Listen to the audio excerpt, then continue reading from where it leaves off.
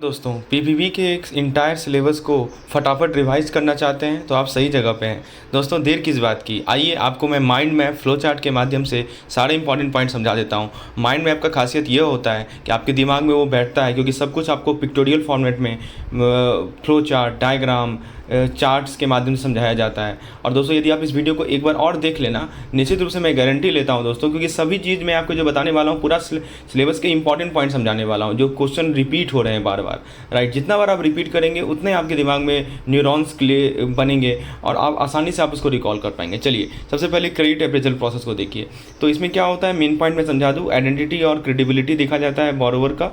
Borrower के business operation को evaluate किया जाता है, बोरोवर की फाइनेंशियल नीड देखी जाती है, थॉरो इन्वेस्टिगेशन किया जाता है बोरोवर के बैकग्राउंड में, और जो मोस्ट सुटेबल प्रोडक्ट है वो चूज़ किया जाता है। चलिए इस पे सवाल कम आने का चांस है। हाँ ये देखिए, ये 7C पे बराबर सवाल आता है। ये जो लोन अप्रेजल ओवरव्यू में 7C कौन कौन से होते हैं, credit worthiness, character, capacity, capital, collateral, condition और कैश फ्लो।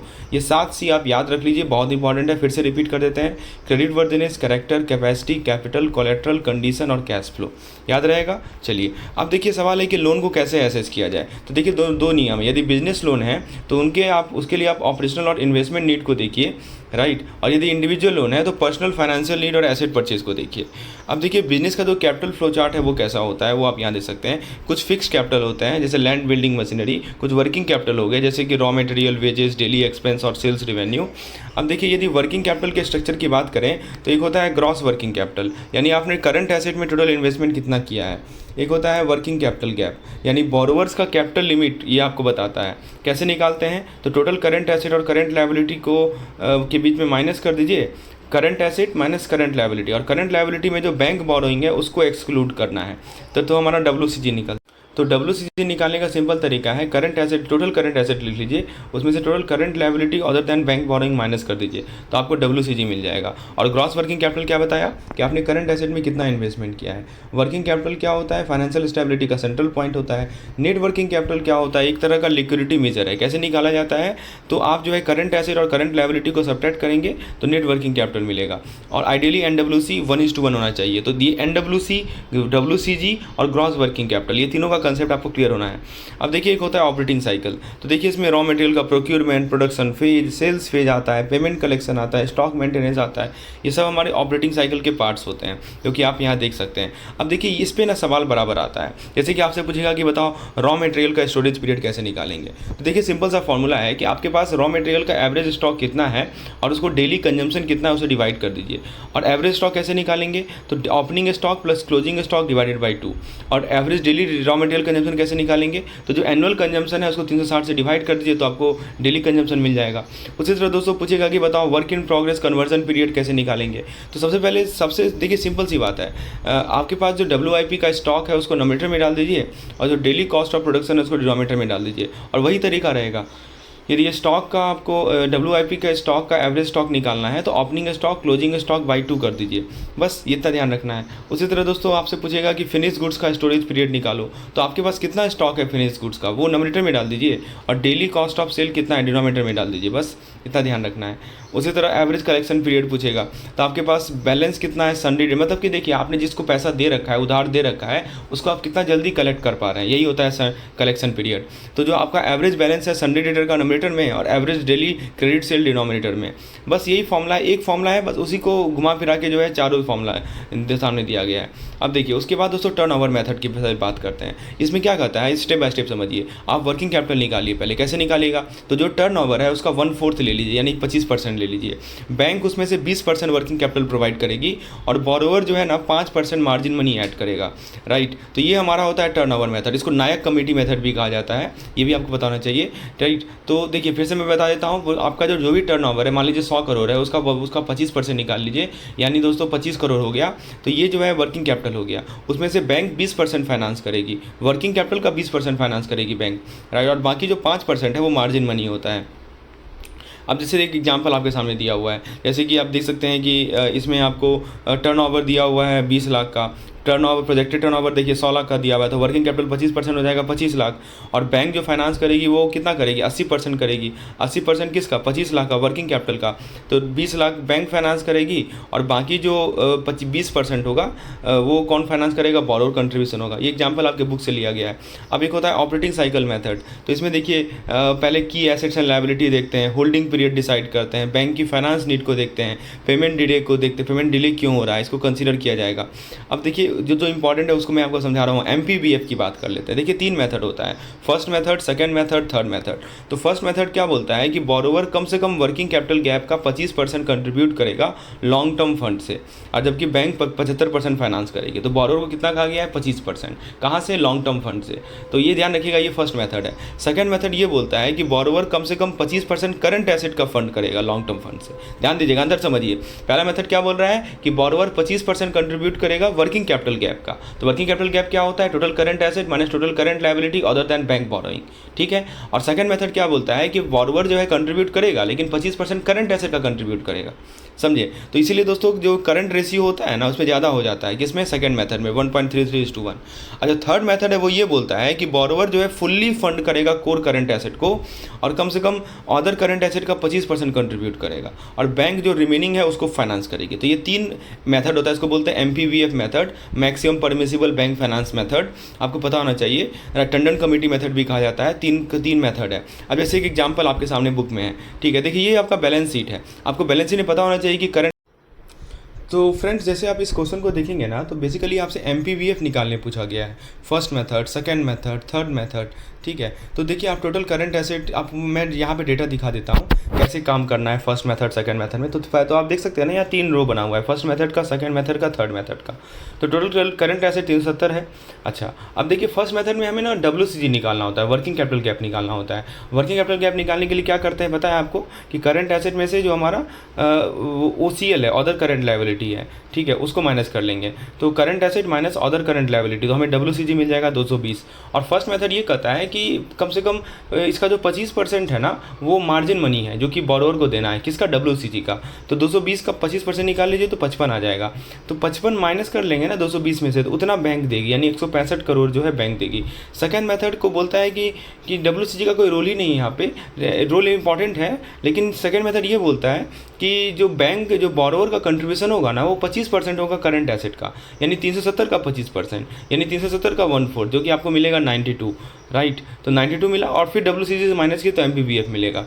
और थर्ड मेथड बोलता है कि पूरा का पूरा करंट एसेट बोरोवर देगा और साथ ही साथ जो है इसमें से कोर करंट एसेट, ठीक है ना, और फिर बैलेंस जो करंट एसेट है उसका 25% देगा, ठीक है। तो इसके बेसिस पे MPBF जो मिलेगा वो 56 मिलेगा। तो आप देख सकते हैं सबसे ज़्यादा तो बैंक फाइनेंस कर रही है वो फर्स्ट मेथड में कर रही है, उसके बाद सेकंड मेथड में, उसके बाद थर्ड मेथड में। चलिए बस ये इतना ध्यान रखना है। अब दोस्तों देखिए कैश बजट मेथड एक मेथड होता है, इसमें क्या होता है कि इसके अंदर मिसलेनियस कैश फ्लो आते हैं। इनका फोकस होता है कि जो कैश ट्रांजेक्शन इनकमिंग है इन पे फोकस होता है और आउटगोइंग कैश ट्रांजेक्शन पे इनका फोकस होता है।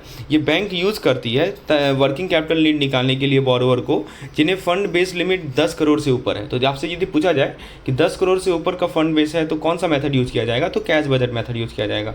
ये नॉन कोर कैश फ्लो को भी कवर करता है, याद रहेगा। चलिए अब देखिए दोस्तों इसमें एक और पॉइंट को ध्यान रखना है, वो है कैश बजट का ब्रेकडाउन। इसमें कुछ बिजनेस ऑपरेशन होंगे, कुछ नॉन बिजनेस ऑपरेशन होंगे, कुछ कैश फ्लो होगा कैपिटल अकाउंट से और कुछ सन्ड्री आइटम होंगे, राइट। तो और उसके बाद दोस्तों एक LC साइकिल पे बराबर सवाल आता है। तो यदि LC साइकिल पे आपको यदि क्वेश्चन पूछे ना तो ये वाला न्यूमेरिकल याद रख लीजिए। देखिए करना क्या है, आपको पूछेगा क्या, ये न्यूमेरिकल बराबर आता है कि आपको ये बताना रहेगा कि बताओ LC का वैल्यू बताना रहेगा।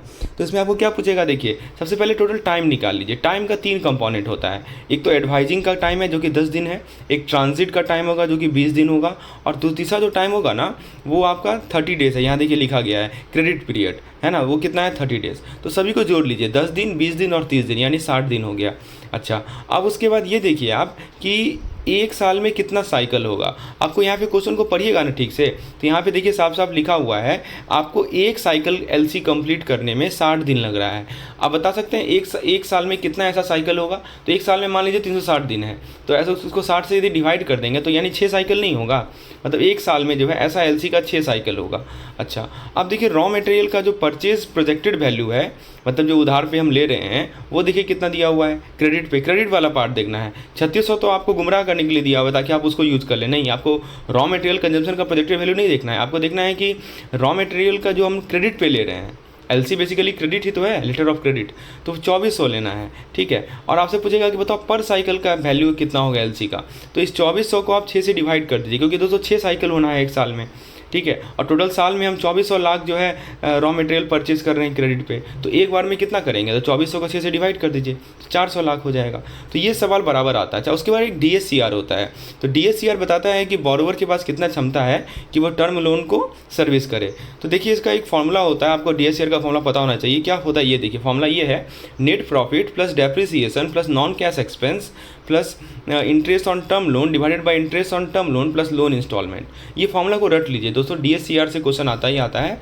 तो इसमें ये सभी कंपोनेंट है, जैसे नेट प्रॉफिट हो गया, डेप्रिसिएशन हो गया, नॉन कैश एक्सपेंस हो गया, तो ये हमारा DSCR है। अच्छा, उसके बाद DSCR को कैसे मैनेज करेंगे, तो ये क्या करता है कि जो अब हमारा इंस्टॉलमेंट है उसको कम कर दीजिए, ग्रेजुअली इंक्रीज़ कीजिए। और फिर दोस्तों DSCR को हमेशा अचीव रखना है 1.50 से ज़्यादा। इससे क्या होता है, लैंडर का सेफ्टी मार्जिन इंश्योर होता है, राइट। तो ये ध्यान रखना है हमें। अब देखिए उसके बाद एक है हमारा बैंकर कस्टमर रिलेशनशिप। तो जब कस्टमर पैसा डिपॉजिट करता है तो बैंक डेटर होता है, कस्टमर क्रेडिटर होता है, ठीक है। ये दिव्य बात हमें ध्यान रखना है। और जब बैंक लैंड करता है मनी, जब पैसा बैंक देता है, तो उस केस में बैंक, जैसे लोन वाले केस में बैंक क्रेडिटर होता है और कस्टमर डेटर होता है। ये बात आपको पता होना चाहिए। अब देखिए ट्रस्टी का केस में क्या होता है, तो ट्रस्टी में क्या होता है कि कस्टमर पैसा डिपॉजिट करता है या वैल्यूएबल डिपॉजिट करता है किसी पर्पज़ के लिए, बैंक जो है ट्रस्टी का रोल लेता है। और बैंक जो है ना, fail before delivering the asset, right. तो कोर्ट का रूल ये कहता है कि bank must refund the money. एक केस स्टडी था, सुब्रमण्यम पिल्लई वर्सेस पलई सेंट्रल बैंक। तो कोर्ट ने ये बोला कि बैंक जो है पैसा रिफंड करे, यदि बैंक फेल कर जाता है एसेट को डिलीवर करने के लिए तो बैंक पैसा रिफंड करे, ठीक है। तो बैंक का ऑब्लिगेशन जो है as a trustee is reinforced, ठीक है, ये ध्यान रखना है। उसके बाद दोस्तों फिर देखिए बेली में क्या होता है कि बैंक जो है कस्टडियन की तरह काम करता है वैल्यूएबल का, बेलर जो है कस्टमर होता है, ठीक है। हाँ, ये याद रखिएगा कि सेक्शन नंबर 148 जो हमारा ICA यानी इंडियन कॉन्ट्रैक्ट एक्ट का है, उसके अनुसार बैंक का ड्यूटी है कि लॉस को प्रिवेंट करे, राइट। रीजनेबल केयर देखना, ये सेक्शन नंबर याद रखिएगा। कौन सेक्शन है, फिर से मैं रिपीट कर दूँ, section number, just wait a minute, हाँ यहाँ देखिए सेक्शन नंबर 148, ये सवाल बराबर आता है। उसके बाद देखिए एजेंट प्रिंसिपल में क्या होता है, तो बैंक एजेंट की तरह काम करती है, जैसे कि रेमिटेंस के लिए, चेक कलेक्शन के लिए, बिल पेमेंट के लिए, राइट। और कस्टमर प्रिंसिपल होता है।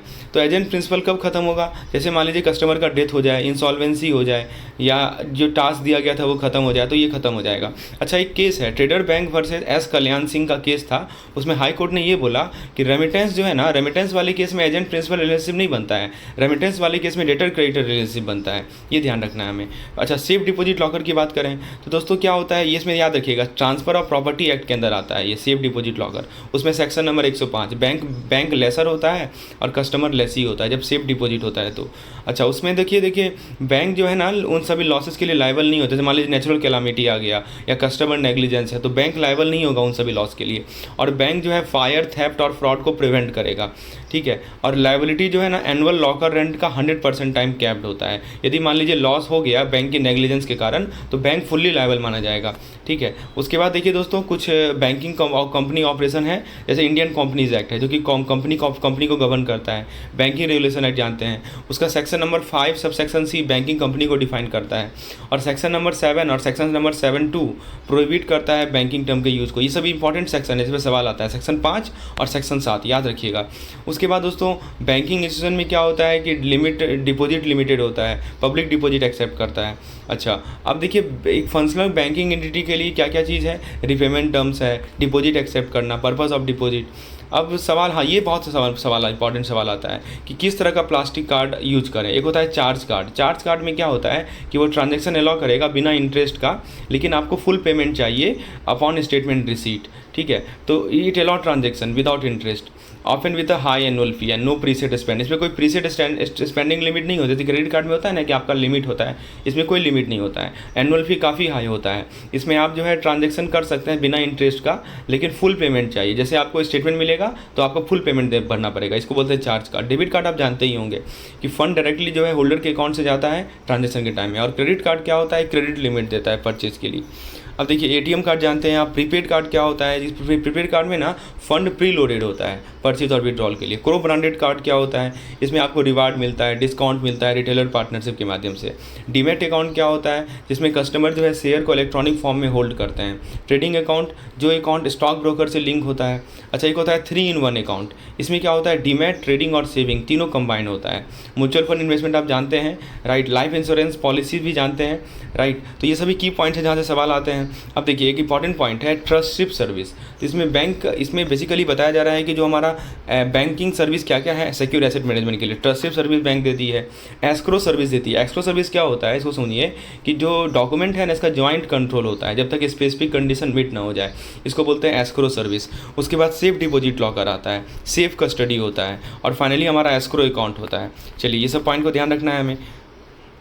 अब उसके बाद देखिए AML KYC में जो मनी लॉन्ड्रिंग का प्रोसेस होता है सबसे पहले आता है प्लेसमेंट, यानी जो हम इलिसिट फंड होता है उसको फाइनेंशियल सिस्टम में प्लेस करते हैं। उसके बाद आता है लेयरिंग, यानी तो हमारा जो ऑरिजिन ऑफ फंड है उसको आप सिक्योर करते हैं ट्रांसफ़र के माध्यम से, और फाइनली हम इंटीग्रेट करते हैं। यानी देखिए प्लेसमेंट किए, लेयरिंग किए और इंटीग्रेशन किए, ये 3 प्रोसेस होता है हमारा मनी लॉन्ड्रिंग में। इंटीग्रेशन में क्या होता है कि जो भी हमारा लॉन्डर्ड मनी था उसको कंसोलिडेट करेंगे और उसे इन्वेस्ट करेंगे। प्लेसमेंट, लेयरिंग, इंटीग्रेशन, कितना स्टेप प्रोसेस होता है हमारा मनी लॉन्ड्रिंग, 3 स्टेप प्रोसेस होता है। अब देखिए एक तो हमारा मनी लॉन्ड्रिंग हो गया, एक टेरर फाइनेंसिंग है। टेरर फाइनेंसिंग में देखिए स्टेप क्या होता है, पहले फंड रेज किया गया, मनी यानी कि मनी जो है सपोर्टर से कलेक्ट किया गया, फिर फंड का मूवमेंट हुआ, फिर फंड को स्टोर किया गया और फिर फंड को यूटिलाइज़ किया गया।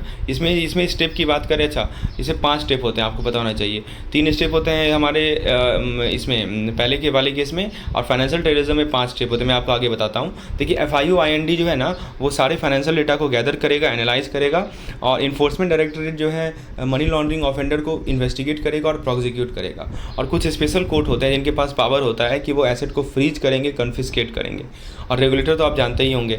अब देखिए PMLA का जो लीगल फ्रेमवर्क है इसमें कौन कौन से इंपॉर्टेंट सेक्शन है वो देखिए। सेक्शन नंबर 45 बोलता है कि जितने भी ऑफेंस है वो कॉग्निजाइबल है और नॉन बेलेबल है। सेक्शन नंबर 4 जो है ना ये बोलता है कि 3 से लेकर 7 साल का इम्प्रिजनमेंट होगा, इम्प्रिजनमेंट मतलब कि जेल होगा, और यदि नार्कोटिक ड्रग से रिलेटेड केस है तो जेल बढ़ाकर इम्प्रिजनमेंट का जो डेट है वो 10 साल तक हो सकता है। ये 3 चीज़ याद रखिए, सेक्शन 45 याद रखिए, सेक्शन 4 याद रखिए, और नार्कोटिक ड्रग वाला केस याद रखिए। अब देखिए KYC का पर्सपेक्टिव की बात करें तो अकाउंट होल्डर में देखिए primary individual holding account with the bank, representative में individual acting on the behalf of account holder.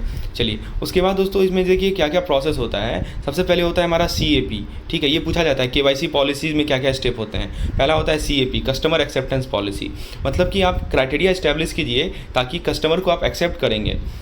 दूसरा होता है कस्टमर को आइडेंटिफाई करना, यानी आप प्रोसेस को इम्प्लीमेंट कीजिए ताकि कस्टमर की आइडेंटिटी को सही तरीके से वेरीफाई कर सकें। फिर आता है रिस्क मैनेजमेंट, यानी आप रिस्क को आइडेंटिफाई कीजिए, उसे मिटिगेट कीजिए। और फिर आता है हमारा ट्रांजैक्शन मॉनिटरिंग, यानी ट्रांजैक्शन को आप कंटिन्यूसली ऑब्जर्व कीजिए। दोस्तों यदि आप इस तरह के PDF चाहते हैं ना तो हमारा कैप्सूल कोर्स आप ज्वाइन कर लीजिए, क्योंकि कैप्सूल कोर्स में हमने इस तरह के PDF डाल रखे हैं जिसके माध्यम से आप हर एक यूनिट के इंपॉर्टेंट पॉइंट को इस तरह से फ्लो चार्ट के माध्यम से तुरंत रिवाइज कर सकते हैं। तो नीचे व्हाट्सएप नंबर भी आप मुझे व्हाट्सएप करके भी डिटेल जानकारी प्राप्त कर सकते हैं। तो पूछा जाएगा KYC पॉलिसी में क्या क्या स्टेप होता है। CAP customer acceptance policy, CIP customer identification procedure, risk management और ट्रांजैक्शन मॉनिटरिंग, इसे बोलते हैं KYC पॉलिसी। अब देखिए AML KYC का कॉम्प्लायंस स्ट्रक्चर में कौन कौन आता है। एक तो डिजिग्नेटेड डायरेक्टर आते हैं जो कि हमारे कॉम्प्लायंस इंश्योर करेंगे, पॉलिसीज अपडेट करेंगे, इनके पास स्किल्ड स्टाफ होता है। एक तरफ प्रिंसिपल ऑफिसर होते हैं। ये पूछा जाता है कि डिजिग्नेटेड डायरेक्टर का क्या रोल है, प्रिंसिपल ऑफिसर का क्या रोल है। तो प्रिंसिपल ऑफिसर क्या करते हैं, पॉलिसी को इंप्लीमेंट करते हैं, FIU-IND को रिपोर्ट करते हैं, और एक AML टीम होता है जो कि ड्यू डिलीजेंस को इंश्योर करेगा, मनी लॉन्ड्रिंग और टेरर फाइनेंसिंग के रिस्क को एसेस करेगा और ट्रांजैक्शन मॉनिटर करेगा। अब देखिए यदि मान लीजिए PMLA से नॉन कंप्लायंस होगा तो क्या होगा। तो देखिए बैंक पेनल्टी फेस करेगा RBI से और FIU-IND से, जिसमें वार्निंग होगा, रेमेडियल एक्शन होगा, या पेनल्टी जो है 10,000 या 1 लाख रुपया भी हो सकता है पर वायलेशन, राइट। तो ये ध्यान रखना है। और उसके बाद डिले को कैसे रिपोर्ट किया जाएगा ये पूछा जाता है, तो डिले को ना सेपरेट वायलेशन काउंट किया जाता है, इसलिए डिले नहीं होना चाहिए। जो भी बैंक है उसको रिपोर्ट करना ही करेगा FIU-IND को। अब देखिए कौन कौन सा रिपोर्ट करना पड़ता है। तो एक तो हमारा CTR होता है जिसको कैश ट्रांजेक्शन रिपोर्ट बोलते हैं। इसमें जो भी कैश है 10 लाख से ऊपर का उसका केस फाइल करना होता है। एक होता है हमारा NPOR यानी नॉन प्रॉफिट ऑर्गेनाइजेशन रिपोर्ट, तो जो भी रिसीट 10 लाख से ज़्यादा है किसके द्वारा, नॉन प्रॉफिट एंटिटी के द्वारा, उसको रिपोर्ट करना होता है। एक होता है cross border wire transfer report, यानी दोस्तों जो भी 5 लाख से ऊपर का जो ट्रांसफ़र है उसके लिए अलग से फाइल बनता है। क्रॉस वायर बॉर्डर मतलब भारत से बाहर जा रहा है। और एक होता है कंटरफीट करेंसी रिपोर्ट, यानी जितने भी कंटरफीट नोट हुए हैं सबका फाइल होता है। तो 4 तरह के रिपोर्ट होते हैं, CTR 10 लाख के ऊपर, नॉन प्रॉफिट ऑर्गेनाइजेशन 10 लाख के ऊपर, cross border wire transfer 5 lakh के ऊपर और काउंटरफीट करेंसी रिपोर्ट। अब देखिए PMLA के अंदर जो कंप्लायंस प्रोसेस है उसमें तीन स्टेप है। कस्टमर को आइडेंटिफाई करो, ट्रांजेक्शन को रिकॉर्ड करो और डॉक्यूमेंट को प्रिजर्व करो। डॉक्यूमेंट को प्रिजर्व 5 साल के लिए करना है आफ्टर अकाउंट क्लोजर, ठीक है। ये भी लिखा हुआ है कि आपको सारा रिकॉर्ड को 5 साल के लिए मेंटेन करना है। ये सब सवाल पूछा जाता है। मेन पॉइंट को हम लोग कवर कर रहे हैं इस पार्टिकुलर सेशन में। अब देखिए दोस्तों, यदि CTS की बात कर लें, चेक ट्रंकेशन सिस्टम की बात कर लें, तो RBI ने एक नया सिस्टम लाया था चेक प्रोसेसिंग के लिए। और जो लीगल अमेंडमेंट था उसने इलेक्ट्रॉनिक चेक प्रोसेसिंग को सपोर्ट किया था 2002 में। CTS लॉन्च हुआ था और ऑपरेशन हुआ था 1 फरवरी 2008 से, और इलेक्ट्रॉनिक प्रोसेसिंग कंप्लीट हुआ था। तो ये स्टेप बाय स्टेप प्रोसेस है CTS का। अब देखिए चेक ट्रंकेशन में क्या होता है। पहले चेक ट्रंकेशन को इनिशिएट किया जाता है, इमेज को क्लियरिंग हाउस में ट्रांसमिट किया जाता है, फिर इमेज को पेइंग बैंक को ट्रांसमिट किया जाता है, image substitution for physical cheque, फिर इमेज ट्रंकेटिंग बैंक रिटेन करता है, राइट। और फिर फाइनली क्या होता है, ऑपरेशनल डिजिटल सिग्नेचर एप्लीकेशन। तो देखिए यहाँ पे प्रोसेस क्या है, चेक ट्रंकेट हुआ, यानी बैंक या क्लियरिंग हाउस ट्रंकेट करेगा चेक को। और ये पूछा जाता है कौन ट्रंकेट कर सकता है चेक को, तो जवाब होगा कि बैंक और क्लियरिंग हाउस ही ट्रंकेट करेगी चेक को, और ड्रॉअर और होल्डर नहीं कर सकता। फिर पूछा जाएगा कि इलेक्ट्रॉनिक इमेज क्रिएट होता है, उसके बाद फिजिकल चेक जो है ट्रंकेटिंग एंटिटी अपने पास रख लेती है और डिजिटल सिग्नेचर अप्लाई किया जाता है इमेज पे। अच्छा, तो देखिए ये पूरा का पूरा प्रोसेस यहाँ बताया जा रहा है कि प्रेजेंटिंग बैंक जो है चेक डेटा और इमेज को कैप्चर की, फिर चेक डेटा को कंसोलिडेट किया जाता है, फाइल को CHI क्लियरिंग हाउस, CHI क्या होता है, क्लियरिंग हाउस इंटरफेस को भेजा जाता है, फिर डेटा को प्रोसेस करना और सेटलमेंट डिटरमाइन करना, फिर चेक इमेज को पेइंग बैंक को भेजा जाएगा। और एक होता है हमारा DEM जिसको बोलते हैं डेटा एक्सचेंज मॉड्यूल। यानी कि दोस्तों पेमेंट बैंक जो है मल्टीपल DEM को यूज़ करती है ताकि इंडिपेंडेंट चेक प्रेजेंटमेंट कर सके बहुत सारे सिटीज़ से। और फिर रिटर्न फाइल जनरेट करेगी पेइंग बैंक, फिर रिटर्न फाइल को प्रोसेस किया जाएगा और रिटर्न साइकिल कंप्लीट होगा। तो ये चेक क्लियरिंग का प्रोसेस होता है, ठीक है। तो देखिए यहाँ पे एक चीज़ क्या है कि डेली प्रोसेस जो है क्लियरिंग साइकिल से स्टार्ट होता है, ठीक है। बैंक चेक प्रेजेंट करती है क्लियरिंग के लिए, उसके बाद क्लियरिंग हाउस जो है प्रत्येक बैंक का नेट पोजीशन कैलकुलेट करता है और बैंक इंश्योर करेगा sufficient RBI account balance, right, ये भी इंश्योर करना है। और चेक जो रिटर्न जो क्लियर नहीं होती है उसको रिटर्न क्लियरिंग सेशन में भेज दिया जाता है। अब इसमें देखिए चेक सिक्योरिटी PKI क्या होता है, पब्लिक की इंटरफेस से कैसे इन्हांस होता है। देखिए इसमें सबसे पहले क्या है कि आपको डेटा टेम्परिंग से प्रोटेक्शन मिलता है क्योंकि एंड टू एंड पब्लिक की इंटरफेस होता है। फिर उसके बाद जो है एक यूनिक आइडेंटिफायर होता है, ये प्रोवाइड करता है, राइट, जो कि चेक पे प्रिंटेड होता है यूनिक आइडेंटिफायर स्कैनिंग के दौरान। फिर क्या होता है कि सारे के जितने भी पिछले इंडोर्समेंट हुए हैं उन सभी को कंफर्म करना इसका काम है। और फाइनली जो है ना ये क्रेडिट इंश्योर करता है बेनिफिशियरी को अपॉन रियलाइजेशन। तो दोस्तों ये 4 तरीका है, मैंने बोला चेक को सिक्योर करने का। सिक्योरिटी कैसे, एंड टू एंड PKI के माध्यम से। इंडोर्समेंट भी यूनिक किया जाता है, यूनिक इंडोर्समेंट होता है, यूनिक आइडेंटिफायर होता है जो कि चेक पे प्रिंटेड होता है। फिर जो है सारे प्रायर इंडोर्समेंट को कंफर्म किया जाता है और फिर गारंटेड क्रेडिट, ठीक है, बेनिफिशियरी को क्रेडिट होगा ही होगा। ये 4 तरीके हैं, ठीक है। और याद रखिएगा कि डिस्प्यूट रिजोल्यूशन में क्या है नियम है कि जो PPS कंप्लाइंट चेक है, PPS समझते हैं ना, पॉजिटिव पे सिस्टम, केवल PPS कंप्लाइंट चेक ही CTS ग्रिड के अंदर क्वालिफाई होते हैं। अभी PPS क्या होता है वो देख लीजिए, उसको समझ लीजिए। देखिए RBI ने PPS लाया था 1 जनवरी 2021 से। इसमें क्या किया है कि जो लार्ज वैल्यू चेक है उसे रिकन्फर्म करने का कहा गया। अब कहा गया है कि आपको ना चेक का डिटेल इलेक्ट्रॉनिकली सबमिट करना है, राइट, जैसे कि डेट है, पेई नेम है, अमाउंट है, ये सब के सब चेक डिटेल जो है इलेक्ट्रॉनिकली सबमिट करने हैं, SMS के माध्यम से, मोबाइल बैंकिंग के माध्यम से, नेट बैंकिंग या ATM के माध्यम से। और ड्रॉई बैंक जो है क्रॉस चेक करेगा इन सभी डिटेल को। और CTS फ्लैग को यदि मिसमैच होगा तो रिजोल्यूशन के लिए जाएगा। और याद रखिएगा कि जो 50,000 के ऊपर के चेक होते हैं तो उसमें NPCI PPS को मैनेज करता है, लेकिन ये मतलब अभी वॉलंटरी है। लेकिन 5 लाख के ऊपर में चेक में तो मैंडेटरी है कि आपको PPS करना ही करना है। चलिए ये आपको ध्यान रखना है। उसके बाद दोस्तों जो नेक्स्ट पॉइंट है वो है RBI चेक कलेक्शन पॉलिसी। तो इसमें क्या है कि तुरंत क्रेडिट हो जाता है, फिर टाइम फ्रेम डिसाइड होता है। हाँ, यदि लेट पेमेंट हो रहा है तो फिर कॉम्पेंसेशन भी मिलता है जो कि सेविंग बैंक के इंटरेस्ट रेट पे मिलता है, ठीक है, ये ध्यान रखना है। तो ये पॉलिसी RBI का पॉलिसीज़ है। उसके बाद आता है हमारा सिक्योर ट्रांजैक्शन। तो देखिए आरबीआई का जो गाइडलाइन है अकाउंट पे चेक पे, उसमें क्या क्या है कि आपको bank cannot credit an account payee cheque to any other than named payee. हाँ, अकाउंट पे चेक को आप कहीं भी अदर जगह क्रेडिट नहीं कर सकते हैं, आपको लॉ से एडेयर करना पड़ेगा। आप ये जो है बैंक लायबिलिटी प्रोटेक्शन जो है लीगल इशू से बैंक को बचाता है, ठीक है। यदि ड्रॉर यदि पे रिक्वेस्ट करता है एक डिफरेंट अकाउंट को, तो बैंक एक फ्रेश चेक या मैंडेट विड्रॉल के लिए आस्क बोलेगा, राइट। अब देखिए कि पेमेंट सिस्टम एफिशिएंसी को कैसे बढ़ाते हैं स्ट्रक्चर बैंकिंग प्रैक्टिस से। तो आप देखिए एक रूल एप्लीकेबिलिटी देखिए, कोऑपरेटिव सोसाइटी देखिए, facilitate cheque collection up to 50,000 with return for fund insurance, right, sponsor bank operation, और फाइनली आता है हमारा सब मेंबर बैंक। उसके बाद दोस्तों interest on delayed collection period, इस पर कितना इंटरेस्ट देना होता है। तो डिले जो है आइडेंटिफाई किया जाता है कलेक्शन प्रोसेस में। जो लॉजर बैंक होता है वो इंटरेस्ट को कैलकुलेट करता है at 2% above the saving bank rate, यानी सेविंग बैंक रेट जो भी है उसके ऊपर 2%। और बिल को डिस्पैच किया जाएगा नॉर्मल ट्रांजिट पीरियड में, बिल को प्रेजेंट किया जाएगा ड्रॉई को with in normal transit period, और प्रोसीड जो है लॉजर बैंक को रेमिट किया जाएगा, राइट, और फिर ड्रॉड अकाउंट में क्रेडिट किया जाएगा। तो ये मतलब आपको सेविंग बैंक अकाउंट से 2% ज़्यादा ब्याज दर पे पैसा वापस करना है यदि कुछ लेट होता है तो। अब देखिए जो चेक का इमेजिंग प्रोसेस होता है भारत में, वो कौन कौन सा इमेज कैप्चर होता है। तो front grey scale, front black and white, back black and white. ये पूछा जाता है कितने तरह के इमेज कैप्चर होते हैं, 3 तरह के, front grey scale, front black and white and back black and white. Image quality assessment जो होता है वो मल्टीपल क्वालिटी चेक होता है, राइट। उसके बाद दोस्तों सिक्योरिटी एंड डेटा इंटीग्रिटी की बात करें तो सिक्योरिटी एश्योरेंस, आपको मैंने पहले बताया था, इंटीग्रिटी एंड ऑथेंटिसिटी, और पीकेआई यानी पब्लिक की इंटरफेस सिक्योरिटी साइकिल होता है, ठीक है। तो डिजिटल साइनिंग ये प्रेजेंटिंग बैंक साइन करेगा, और जो नॉन स्पेक इमेज है उसको रिजेक्ट किया जाएगा, ये ध्यान रखना है। अब देखिए काउंटरफीट नोट को कैसे हैंडल किया जाए। तो दोस्तों कोई क्रेडिट नहीं दिया जाएगा काउंटरफीट नोट के लिए, राइट, ये बात हमें ध्यान रखनी है।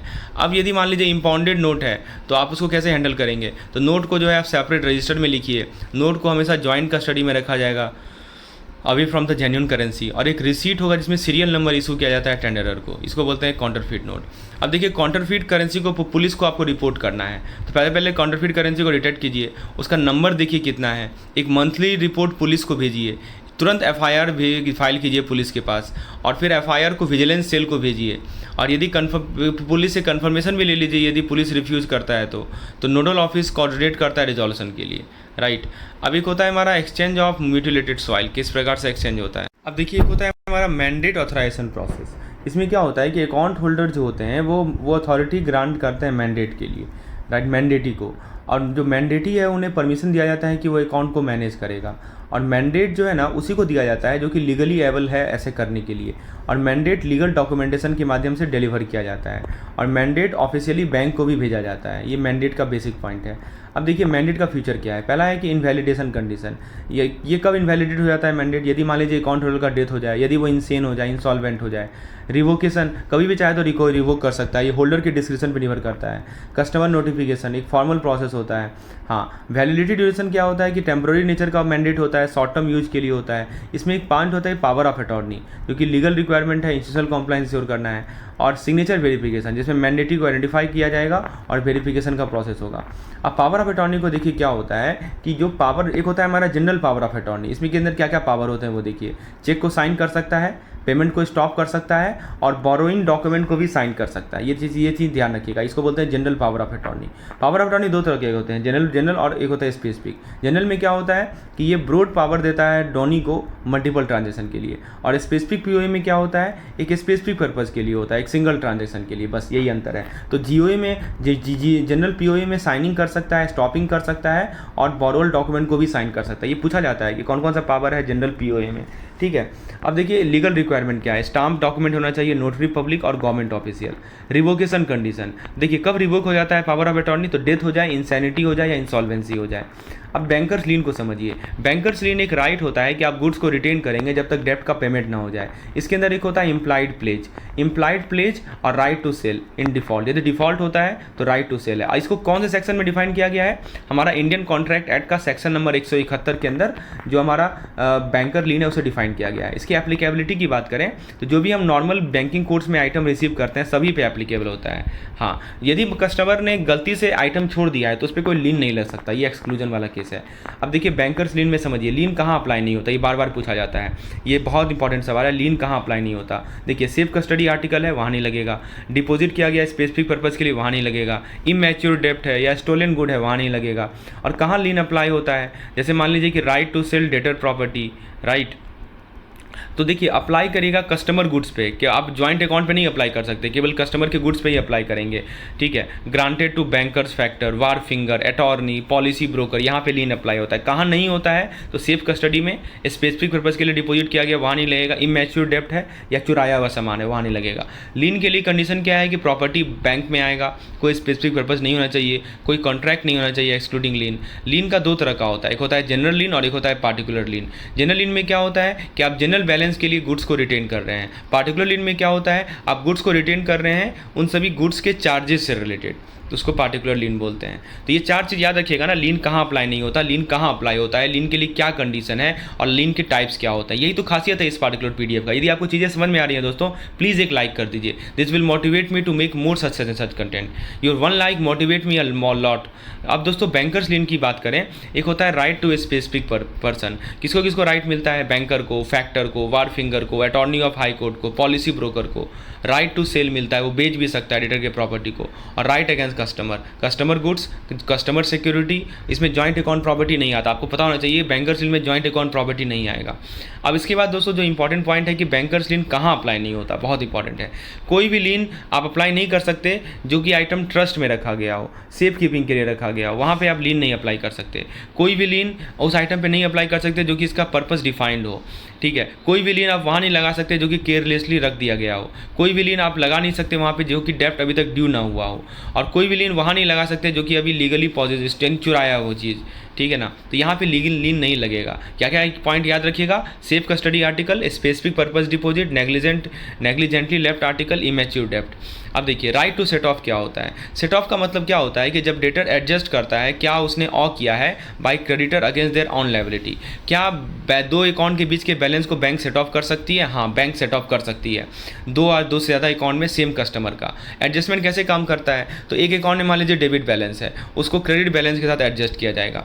और बैंकर कस्टमर रिलेशनशिप का नेचर क्या होगा? तो इस केस में जो है ना दोनों होता है, क्रेडिटर डेटर भी होता है, डेटर क्रेडिटर भी होता है, दोनों केस होता है सेट ऑफ वाले केस में। राइट टू सेट ऑफ बोलते हैं। अब देखिए सेट ऑफ के लिए कंडीशन क्या है? तो देखिए जितने भी ब्रांच होते हैं बैंक के, उनको एक वन एंटिटी माना जाता है सेट ऑफ के लिए।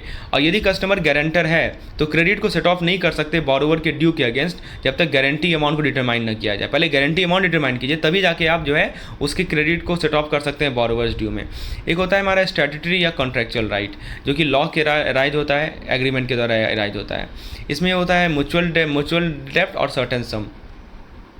कहाँ एक्सक्लूजन एग्रीमेंट नहीं है, valid agreement, exclusion not allowed. और ड्यूज डेप्ट एंड रिकवरेबल डेप्ट, ये दो चीज़ ध्यान रखना है। उसके बाद दोस्तों आता है कि सेट ऑफ राइट को कैसे अप्लाई किया जाए। तो कंटिजेंट डेप्ट यदि है तो no set of on dept that are not due. ये मतलब कंटिजेंट मतलब समझते हैं ना कि जो डेप्ट अभी तक ड्यू हुआ ही नहीं है उस पर सेट ऑफ लगा ही नहीं सकते। सेट ऑफ तभी अप्लाई होगा जब इनडेप्टनेस राइज हो रहा है सेम राइट में। और यदि डिजीज अकाउंट है तो फिर आप क्रेडिट और डेबिट अकाउंट डिजीज का कंबाइन नहीं कर सकते, ये ध्यान रखना है। मतलब किसी आदमी का डेथ हो गया है तो वहाँ पे आप डेबिट और क्रेडिट को कंबाइन नहीं कर सकते। अब कुछ केसेस होता है जहाँ पे ऑटोमेटिकली सेट ऑफ हो जाता है, वो देख लीजिए। यदि इनसेन हो जाए, इंसॉल्वेंट हो जाए, डेथ हो जाए, इंसॉल्वेंसी ऑफ अ पार्टनर हो जाए, या कंपनी का वाइंडिंग अप हो जाए, गार्निसी ऑर्डर आपको मिले, या मान लीजिए कि क्रेडिट बैलेंस का असाइनमेंट का नोटिस। अब देखिए दोस्तों उसके बाद जो नेक्स्ट पॉइंट है वो है cash management for corporate entity. ये एक तरीका होता है कि कैश फ्लो नीड को मैनेज करने का। इससे टाइम सेव होता है, कॉस्ट कम होता है। कॉर्पोरेट को क्या बेनिफिट मिलता है? फाइनेंशियल इन्फॉर्मेशन का टाइमली एक्सेस मिलेगा, एम्प्लॉय रिलेटेड पेमेंट सिंप्लीफाई हो जाता है, इलेक्ट्रॉनिक पेमेंट को सपोर्ट मिलता है, इलेक्ट्रॉनिक रिकॉन्सिलेशन फास्ट हो जाता है, बुक कीपिंग एरर को आसानी से डिटेक्ट कर सकते हैं, नंबर ऑफ चेक यूज़ को कम कर सकते हैं, और इंटरेस्ट इनकम अर्न कर सकते हैं, और इंटरेस्ट एक्सपेंस कम कर सकते हैं। ये सभी फ़ायदा कॉर्पोरेट को मिलता है। अब देखिए इसमें स्ट्रेटजिक इम्पैक्ट क्या होता है वो जरा देख लीजिए कि प्रॉफिटेबिलिटी बूस्ट होगा, कॉम्पिटिटिव एज बढ़ेगा, ये सब आप ऐसे। हाँ, एक एग्जांपल देख लीजिए यूनिलीवर का। तो यूनिलीवर ने क्या किया कि ग्लोबल ऑपरेशन को कोऑर्डिनेट किया, फंड ट्रांसफ़र को कोऑर्डिनेट किया, और इसके अंदर मल्टीपल बैंक अकाउंट चाहिए थे नियर बिजनेस लोकेशन। तो सेल्स रिसीट को लोकली कलेक्ट किया गया, जैसे यूएस सेल्स को यूएस बैंक में कलेक्ट किया गया, और एक कोऑर्डिनेटेड सिस्टम था जिसमें ट्रांसफ़र ऑफ फंड को इंश्योर किया गया सरप्लस टू डेफिसिट एरिया में, राइट। अच्छा, अब देखिए बैंक सर्विस इवॉल्व कैसे हुआ। पहले डीरेगुलेशन हुआ, टेक एडवांसमेंट हुआ। इसने क्या किया कि बैंक के कॉम्पिटिटिव एज को कम किया, राइट, ताकि नॉन बैंकिंग कॉम्पिटिटर आसानी से इंटर कर सकें। फिर क्या हुआ कि बैंक जो है फ़ी बेस्ड फाइनेंशियल सर्विस में फोकस किया, राइट। पहले केवल इंटरेस्ट बेस्ड था, अब फ़ी बेस्ड पे आया। तो फ़ी बेस्ड सर्विस मार्केट में रिटेल हो गया, कमर्शियल हो गया, राइट। और इसमें दोस्तों किलन एसोसिएट का स्टडी है, ये सोर्स है इसका। ये पूछा जाता है कि किलन एसोसिएट का क्या सोर्स क्या है ये, तो ये सोर्स है स्टडी का, जिसमें कहा गया कि बैंक कैसे शिफ्ट हुई फ़ी बेस्ड सर्विस में। तो fee based financial service market, ये बुक का नाम है opportunities and threat in the internet age, Killen association का। अच्छा, फ़ी बेस्ड क्यों लाया गया? क्योंकि इसमें स्टेबल और रिकरिंग रेवेन्यू होता है, ये कॉर्पोरेट क्लाइंट रिलेशनशिप को और बढ़ाता है। तो इंडिया के सिनेरियो की बात करें तो कैश मैनेजमेंट सर्विस जो है इंडियन कॉर्पोरेट को ऑफर किया जाता है with on par with the advance country, ये बातें ध्यान रखनी है। उसके बाद कौन कौन से बैंक प्रोडक्ट ऑफर करते हैं, राइट, वो आप देख लीजिए। उसके बाद दोस्तों जो नेक्स्ट पॉइंट है वो है फॉरेन बैंक इन इंडिया। तो cash delivery, treasury management, liquidity management, card services, electronic banking, e commerce solution, account management, ये सब के सब जो है फॉरेन बैंक जो है सर्विसेज ऑफर करते हैं भारत में। उसके बाद देखिए दोस्तों बैंक ड्राफ्ट एक डॉक्यूमेंट होता है जो कि पेमेंट को गारंटी करता है। ये बिल ऑफ एक्सचेंज से सिमिलर होता है लेकिन चेक नहीं होता है। इसमें आपको एनआई एक्ट का प्रोटेक्शन मिलता है और आरबीआई एक्ट का जो सेक्शन नंबर 31 है वो बोलता है कि बियरर पेमेंट में से प्रोहिबिट किया जाए, ठीक है। ये ध्यान रखना है। बैंक ड्राफ्ट के बारे में बात करते हैं, सेक्शन नंबर 31 बोलता है प्रोहिबिशन ऑफ बियरर पेमेंट। उसके बाद देखिए बैंकर चेक की बात करते हैं, जिसको बीसी बोला जाता है। तो इसमें क्या है, इसमें कस्टमर डिमांड पे बनाया जाता है ये चेक ट्रांजैक्शन, कैश अल्टरनेटिव है, ठीक है। उसके बाद दोस्तों डिजीज अकाउंट यदि हो जाए तो पेमेंट किसे मिलेगा, लीगल हायर को मिलेगा या क्लेमेंट को मिलेगा। स्टैट्यूटरी ड्यू में इलेक्ट्रिसिटी बिल, यूटिलिटी बिल, ये सब के लिए बनता है। और पेमेंट टू कॉन्ट्रैक्टर, बिल्कुल कॉन्ट्रैक्टर पेमेंट के लिए होता है, सर्विस प्रोवाइडर पेमेंट के लिए होता है। इसके अंदर डीपीजी भी आता है। डीपीजी क्या होता है, गारंटेड पेमेंट, बैंकर चेक के अंदर, राइट। तो ये सब पॉइंट को ध्यान रखना है। उसके बाद दोस्तों जो नेक्स्ट पॉइंट है, how should demand draft and banker cheque be issued and paid, कैसे पेमेंट किया जाए डिमांड ड्राफ्ट और बैंकर चेक, ध्यान दीजिएगा। यदि मान लीजिए कि 20,000 के ऊपर का है तो पेमेंट जो है अकाउंट को क्रेडिट करके करना है, कैश नहीं। और यदि 20,000 से इशुएंस एंड पेमेंट 20,000 के ऊपर का है तो अकाउंट पे ही इशू करना है और क्या करना है, क्रॉस कर देना है सिक्योरिटी के लिए। 50,000 के ऊपर है तब तो आपको खाली बैंकिंग चैनल ही यूज़ करना है, कैश का तो बात ही नहीं उठता है। हाँ, थोड़ा मोड़ा 20,000 तक में कैश चलेगा, ठीक है ना। बीसी की बात करें, बैंकर चेक की बात करें तो पेमेंट जो है बोलता है कि आप बैंक अकाउंट क्रेडिट कीजिए, कैश मत लीजिए, ठीक है। और आप अकाउंट पे ही जो है ना लिख दीजिए, क्रॉसिंग कर लीजिए सिक्योरिटी के लिए, ठीक है। और 50,000 के ऊपर हुआ तब तो मस्ट डाल दिया है। मस्ट मतलब कि मैंडेटरी है कि आप जो है बैंकिंग चैनल ही यूज करेंगे, कैश तो बिल्कुल नहीं अलाउड है। ये बहुत इंपॉर्टेंट पार्ट है, ध्यान रखिएगा। उसके बाद दोस्तों देखिए कैसे हम फाइनेंशियल इंस्ट्रूमेंट को हैंडल करें और उनकी कंडीशन को। सबसे पहले देखिए कि आप जो है डीडी को वैलिडेट कर सकते हैं एक बार, वन टाइम एक्सटेंशन अलाउड है, ठीक है। तो उसमें परचेजर का नाम मेंशन होगा, किसने परचेज किया है, डीडी पे, पीओ पे या बीसी पे। हाँ, रिवैलिडेट डेट, तो इशू डेट से 3 महीना तक आप जो है वैलिडेट कर, इसका आपको पता ही होगा डीडी की वैलिडिटी 3 महीने की होती है। तो डीडी को आप रिवैलिडेट कर सकते हैं एक बार, 1 साल में, जिसके बाद आपको उसको कैंसिल करना ही पड़ेगा। लेकिन जो बीसी है उसको इशूइंग ब्रांच जो है रिवैलिडेट कर सकती है। परचेजर जो है पेमेंट स्टॉप नहीं कर सकता, ये बहुत इंपॉर्टेंट पार्ट है कि आपने मान लीजिए डीडी और बीसी जो है डिलीवर कर दिया पेई को तो आप स्टॉप पेमेंट नहीं कर सकते।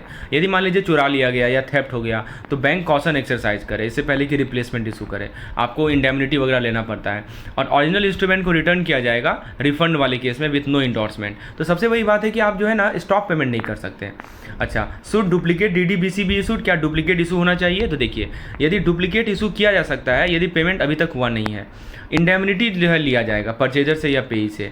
अच्छा, एक और चीज़ देखिए, डुप्लीकेट इशुएंस जो है ना 15 दिन के अंदर हो जाना चाहिए इंटरेस्ट को अवॉइड करने के लिए। और यदि 15 दिन से ज़्यादा समय लगा तो फिर बैंक को जो है एफडी रेट पे इंटरेस्ट देना होता है, ये भी पूछा जाता है। एफडी रेट पे इंटरेस्ट देना होता है। ईमेल केवाईसी में याद है सेविंग रेट प्लस 2% इंटरेस्ट, और यहाँ पे देखिए एफडी रेट पे इंटरेस्ट देना होता है। ये पूछा जाता है बार बार कि यदि मान लीजिए कि 15 दिन में आपने डुप्लीकेट डीडी इशू नहीं किया तो बैंक को 15 एफडी का जो रेट है उस पर इंटरेस्ट देना पड़ेगा पर दिन के हिसाब से। अब आरटीजीएस का फ़ायदा देख लीजिए। आरटीजीएस इलेक्ट्रॉनिक पेमेंट सिस्टम होता है, ग्रॉस सेटलमेंट होता है, इमीडिएट क्रेडिट होता है, इससे इंस्टेंटेनियस ट्रांसफर होता है, सिक्योर है, एफिशिएंट है, मल्टीपल एक्सेसिबिलिटी ऑप्शन है। अब मिनिमम अमाउंट आपको बताइए होगा 2 लाख है, अपर सीलिंग कुछ नहीं है। और इसमें रियल टाइम ट्रांजेक्शन होता है, क्रेडिट अकाउंट नंबर बेसिस पे होता है, सेफ है, सिक्योर है, अब एक होता है हमारा सेफ डिपॉजिट लॉकर। तो इसमें क्या होता है कि इंडिविजुअल को अवेलेबल होता है, एंटिटीज़ को अवेलेबल होता है, लेकिन माइनर को आप डिपॉजिट लॉकर नहीं देख सकते। तो कौन कौन कौन एलिजिबल है ये देख लेना है। इंडिविजुअल, एंटिटी और माइनर नहीं एलिजिबल है। और ये जो है ना आरबीआई का जो गाइडलाइंस आया था अगस्त 2021 में, उसके अकॉर्डिंग है। इसका डेफिनेशन में देखिए, बैंक जो है लेसर की तरह काम करता है और हायरर जो है वो लेसी की तरह काम करता है, या बेलर और बेली भी बोल सकते हैं। इसमें डुअल कंट्रोल मैकेनिज्म होता है। एक जो हायरर का की रहता है वो कस्टमर के पास रहता है, और जो मास्टर की रहता है वो बैंक के जो ऑन ऑफिसर ड्यूटी है उनके पास रहता है। तो पूछा जाएगा क्या सेफ डिपॉजिट लॉकर माइनर को दे सकते हैं? नहीं दे सकते हैं। एंटिटीज़ को दे सकते हैं, इंडिविजुअल को दे सकते हैं। बैंक लेसर की तरह काम करेगा और हायरर लेसी की तरह काम करेगा, या बेलर बेली भी बोल सकते हैं आप। अब देखिए लॉकर हायरिंग प्रोसेस क्या होता है। तो पहले कस्टमर ड्यू डिलिजेंस ही होगा, आपको केवाईसी लेना है, फोटोग्राफ लेना है हायरर का, ठीक है। उसके बाद लॉकर रेंट एंड चार्ज, तो साइज़ पे डिपेंड करता है। रेंट जो है एडवांस में देना होता है, यदि ओवर ड्यू हो जाए रेंट तो पेनल्टी लगेगा, राइट। तो ये ध्यान रखना है। उसके बाद दोस्तों bank can require term deposit eight security. तो बैंक जो है ना टर्म डिपॉजिट ले सकती है, जो कि 3 साल का रेंट होगा, तो वो बैंक पूछ सकती है। और लॉकर फैसिलिटी को एक्स्ट्रा डिपॉजिट के साथ बंडल करना एक रिस्ट्रिक्टिव प्रैक्टिस है। ये पूछा जाता है क्या हम लॉकर फैसिलिटी को एक्स्ट्रा डिपॉजिट से बंडल कर सकते हैं? तो नहीं कर सकते। और ये जो है टर्म डिपॉजिट कहाँ मैंडेटरी नहीं है? तो हमारे पास मान लीजिए कोई एग्जिस्टिंग लॉकर होल्डर है, उनके लिए मैंडेटरी नहीं है। अब जिसके मान लीजिए कोई कस्टमर है जिनका सेटिस्फैक्ट्री अकाउंट है, जिससे आप संतुष्ट हैं, आपको पता है कि वो तो अपना टाइमली पेमेंट करेंगे ही करेंगे जो भी चार्जेस हैं, तो वहाँ पे आप नहीं कर सकते, ये मैंडेटरी नहीं है। अच्छा, मॉडल लॉकर अरेंजमेंट में आईबीए का मॉडल एग्रीमेंट आता है और सुप्रीम कोर्ट का डायरेक्शन है। और लॉकर का जो अलॉटमेंट प्रोसेस होता है वो ब्रांच वाइज लिस्ट निकलता है और इसमें ट्रांसपेरेंसी इंश्योर की जाती है। तो लॉकर हायरिंग प्रोसेस में यदि इतना पॉइंट आप ध्यान रखते हैं तो क्वेश्चन आपसे छूटेगा नहीं। ये सबसे इंपॉर्टेंट पॉइंट ये याद रखिएगा कि टर्म डिपॉजिट सिक्योरिटी में कहाँ पे मैंडेटरी नहीं है, और क्या हम बंडल कर सकते हैं लॉकर फैसिलिटी को एक्स्ट्रा डिपॉजिट से? नहीं कर सकते, ये एक रिस्ट्रिक्टिव प्रोसेस है। बैंक टर्म डिपॉजिट लेती है जो कि 3 साल का रेंट कवर करेगा, और ब्रेक ओपन चार्ज, क्योंकि ब्रेक ओपन चार्ज अलग से होता है ना, राइट। तो ये ध्यान रखना है। और केवाईसी में क्या क्या लेना है वो आपको पता होना चाहिए लॉकर वाले केस में। अब देखिए जो कस्टमर का डेथ हो जाता है ना, तो क्लेम सेटलमेंट प्रोसेस कैसे होता है। तो देखिए सबसे पहला टाइम लिमिट देख लीजिए, 15 दिन। क्लेम रिसीट से 15 दिन में आपको उसको सेटल करना है, ठीक है। अब मान लीजिए कि जो सोल लॉकर हायरर है उसका डेथ हो जाए, तो आप डेथ सर्टिफिकेट वेरीफाई कीजिए, नॉमिनी की आइडेंटिटी को वेरीफाई कीजिए। नॉमिनी को एक्सेस मिल जाता है इन्वेंट्री लेने के बाद, ठीक है। ये 2 चीज़ ध्यान रखना है। क्या देखना है? डेथ सर्टिफिकेट और नॉमिनी की आइडेंटिटी, और नॉमिनी को तुरंत एक्सेस मिल जाएगा इन्वेंट्री लेने के बाद। अच्छा, उसके बाद दोस्तों प्री रिक्विजिट क्या है? ग्रांट एक्सेस करने के लिए वेरिफिकेशन को देखना और कोर्ट ऑर्डर चेक करना, ठीक है। आईबीए का जो मॉडल ऑपरेशनल प्रोसीड्यूर है उसमें डेथ सर्टिफिकेट के बारे में कहा गया है, नॉमिनी का आइडेंटिफिकेशन डॉक्यूमेंट के बारे में कहा गया है। यदि मान लीजिए ज्वाइंट लॉकर हायरर का डेथ हो जाए, ज्वाइंट ऑपरेशन था, तो फिर क्या कीजिएगा? तो जो सर्वाइवर है और जो नॉमिनी है वो ज्वाइंटली एक्सेस कर सकते हैं। ये बहुत इंपॉर्टेंट पॉइंट है। मान लीजिए कि ज्वाइंट लॉकर है, ए और बी मिलके ज्वाइंट लॉकर, इस पर केस स्टडी आता है दोस्तों। ए और बी मिलके ज्वाइंट लॉकर हायर किए, तो उस केस में मान लीजिए किसी ए का डेथ हो गया, तो जो सर्वाइवर है यानी बी और जो उसका नॉमिनी है दोनों को मिलेगा एक्सेस, और मैंडेट फॉलो किया जाएगा, ठीक है। अब मान लीजिए नॉमिनी नहीं है तो फिर सुनिए, यदि नॉमिनी नहीं है और जॉइंट लॉकर हायरर वाला केस है, यदि एक या एक से ज़्यादा जॉइंट हायरर की मृत्यु हो जाती है आइदर सर्वाइवर ऑपरेशन में, तो बैंक जो हायरर ने मैंडेट दिया था उसको फॉलो करेगा। अब मान लीजिए डेथ है बिना सर्वाइवरशिप क्लॉज का, कोई सर्वाइवरशिप क्लॉज नहीं है, ना ही नॉमिनी है, तो जो लीगल हायर होते हैं, जो लीगल रिप्रेजेंटेटिव होते हैं, उनको एक्सेस दिया जाएगा। लेकिन इसमें आपको कोर्ट का चक्कर भी काटना पड़ेगा, क्योंकि कोर्ट का कभी कभी लीगल उसको वंशावली वगैरह लेने के लिए आपको कोर्ट का हेल्प लेना पड़ता है। तो ये बहुत बड़ा केस हो जाता है हमारा विदाउट सर्वाइवरशिप क्लॉज और नॉमिनी। तो ये सब चीज़ याद रखेंगे ना आप, बस इतना चीज़ ध्यान रखना है। टाइम लिमिट देख लीजिए कितना है, सारा चीज़ एक पार्टिकुलर स्लाइड में कवर्ड है, आपको ऐसा कहीं नहीं मिलेगा। बुक में देखिएगा 1.5 पेज में 2 पेज में मिलेगा ये चीज़। और मेन पॉइंट मैंने क्या किया है आपके सामने इस तरह से स्लाइड में प्रस्तुत किया है दोस्तों। तो एक लाइक तो बनता है, और यदि आपको इसकी पीडीएफ की रिक्वायरमेंट है तो क्या करना है दोस्तों, डिस्क्रिप्शन में जाइए, कैप्सूल कोर्स मिलेगा आपको, बहुत ही नॉमिनल फी है जिसको आप पे करके कैप्सूल कोर्स को एक्सेस कर सकते हैं, अपना रिवीजन को बहुत ही अच्छा कर सकते हैं। अब देखिए लॉकर क्लोजर के बारे में समझते हैं। तो देखिए तुरंत नोटिफिकेशन देना पड़ता है आपको, हायरर को प्रॉपरली आइडेंटिफाई कीजिए, लॉस को रिकॉर्ड कीजिए। जैसे मान लीजिए कि लॉकर का क्लोजर हो गया, डिस्चार्ज हो गया लॉकर आइटम का, तो क्या कीजिएगा आप कि कस्टमर और बैंक ऑफिशियल दोनों होना जरूरी है, ठीक है। जो भी लॉस हुआ है उसको रिकॉर्ड कीजिए। मान लीजिए कुछ चोरी हो गया, लॉस को रिकॉर्ड कीजिए, रिटर्न ऑथराइजेशन लीजिए, हायरर की प्रॉपरली आइडेंटिफाई कीजिए। अब देखिए कुछ सिचुएशन ऐसा होता है ना जहाँ पे हमें ब्रेक करना पड़ता है, तोड़ना पड़ता है लॉकर को। जैसे मान लीजिए कि हायरर का चाबी खो गया, तो लॉकर को ओपन किया जाएगा कस्टमर के रिक्वेस्ट पे। कभी कभी गवर्नमेंट का इन्फोर्समेंट ऑर्डर आता है जिसमें कोर्ट और कॉम्पिटेंट अथॉरिटी बोलती है कि सीज करो इसे। और कभी कभी क्या होता है हायरर नॉन कोऑपरेट करता है, तो बैंक वहाँ पे क्या कर सकती है, लॉकर को ये क्लेम कर सकती है, क्योंकि वो कंप्लायंस नहीं फॉलो कर रहा है। ठीक है, ये सब केस ध्यान रखना है। अब एक होता है पोर्टफोलियो मैनेजमेंट सर्विस, इसको भी सुन लीजिए, PMS बोलते हैं इसको। तो पोर्टफोलियो क्या होता है, इसमें एक बास्केट है आपकी इन्वेस्टमेंट का, जिसके अंदर डेब्ट और सिक्योरिटी होती है। तो डेब्ट आपको इंटरेस्ट इनकम देता है, पता ही होगा आपको, और इक्विटी आपको क्या देता है, यील्ड देता है, प्लस कैपिटल एप्रिसिएशन मिलता है। तो डेब्ट से आपको इंटरेस्ट इनकम मिला, क्योंकि आपने जो है डेब्ट लिया है, डेब्ट दिया है, राइट। और इक्विटी से आपको क्या मिलेगा, कैपिटल एप्रिसिएट होगा आपका, और आपको डिविडेंड मिलेगा। तो जो पोर्टफोलियो मैनेजमेंट प्रोसेस होता है ना, इसके अंदर देखिए 3 स्टेप होते हैं। पहले प्लान करेंगे, फिर इंप्लीमेंट करेंगे, फिर मॉनिटर करेंगे। और कुछ की प्रिंसिपल होते हैं, जैसे रिस्क को एसेस करना और रिस्क को डाइवर्सिफाई करना। अब देखिए, इसमें एक होता है टेलर्ड पोर्टफोलियो। जो कस्टमाइजेशन होता है वो इंडिविजुअल इन्वेस्टर की क्या रिक्वायरमेंट है उसके हिसाब से होता है, और कैसे मार्केट अफेक्ट करेगा रिटर्न को, ये होती है। तो बहुत इंपॉर्टेंट पॉइंट है। तो इसको बोलते हैं हम लोग PMS, पोर्टफोलियो मैनेजमेंट सर्विस। याद रहेगा आपको पोर्टफोलियो का मतलब क्या होता है, कैसे मैनेज किया जाता है, क्या क्या स्टेप्स होता है, ये सभी चीज़ ध्यान रखना है। अब देखिए, इसका ओवरव्यू देख लीजिए।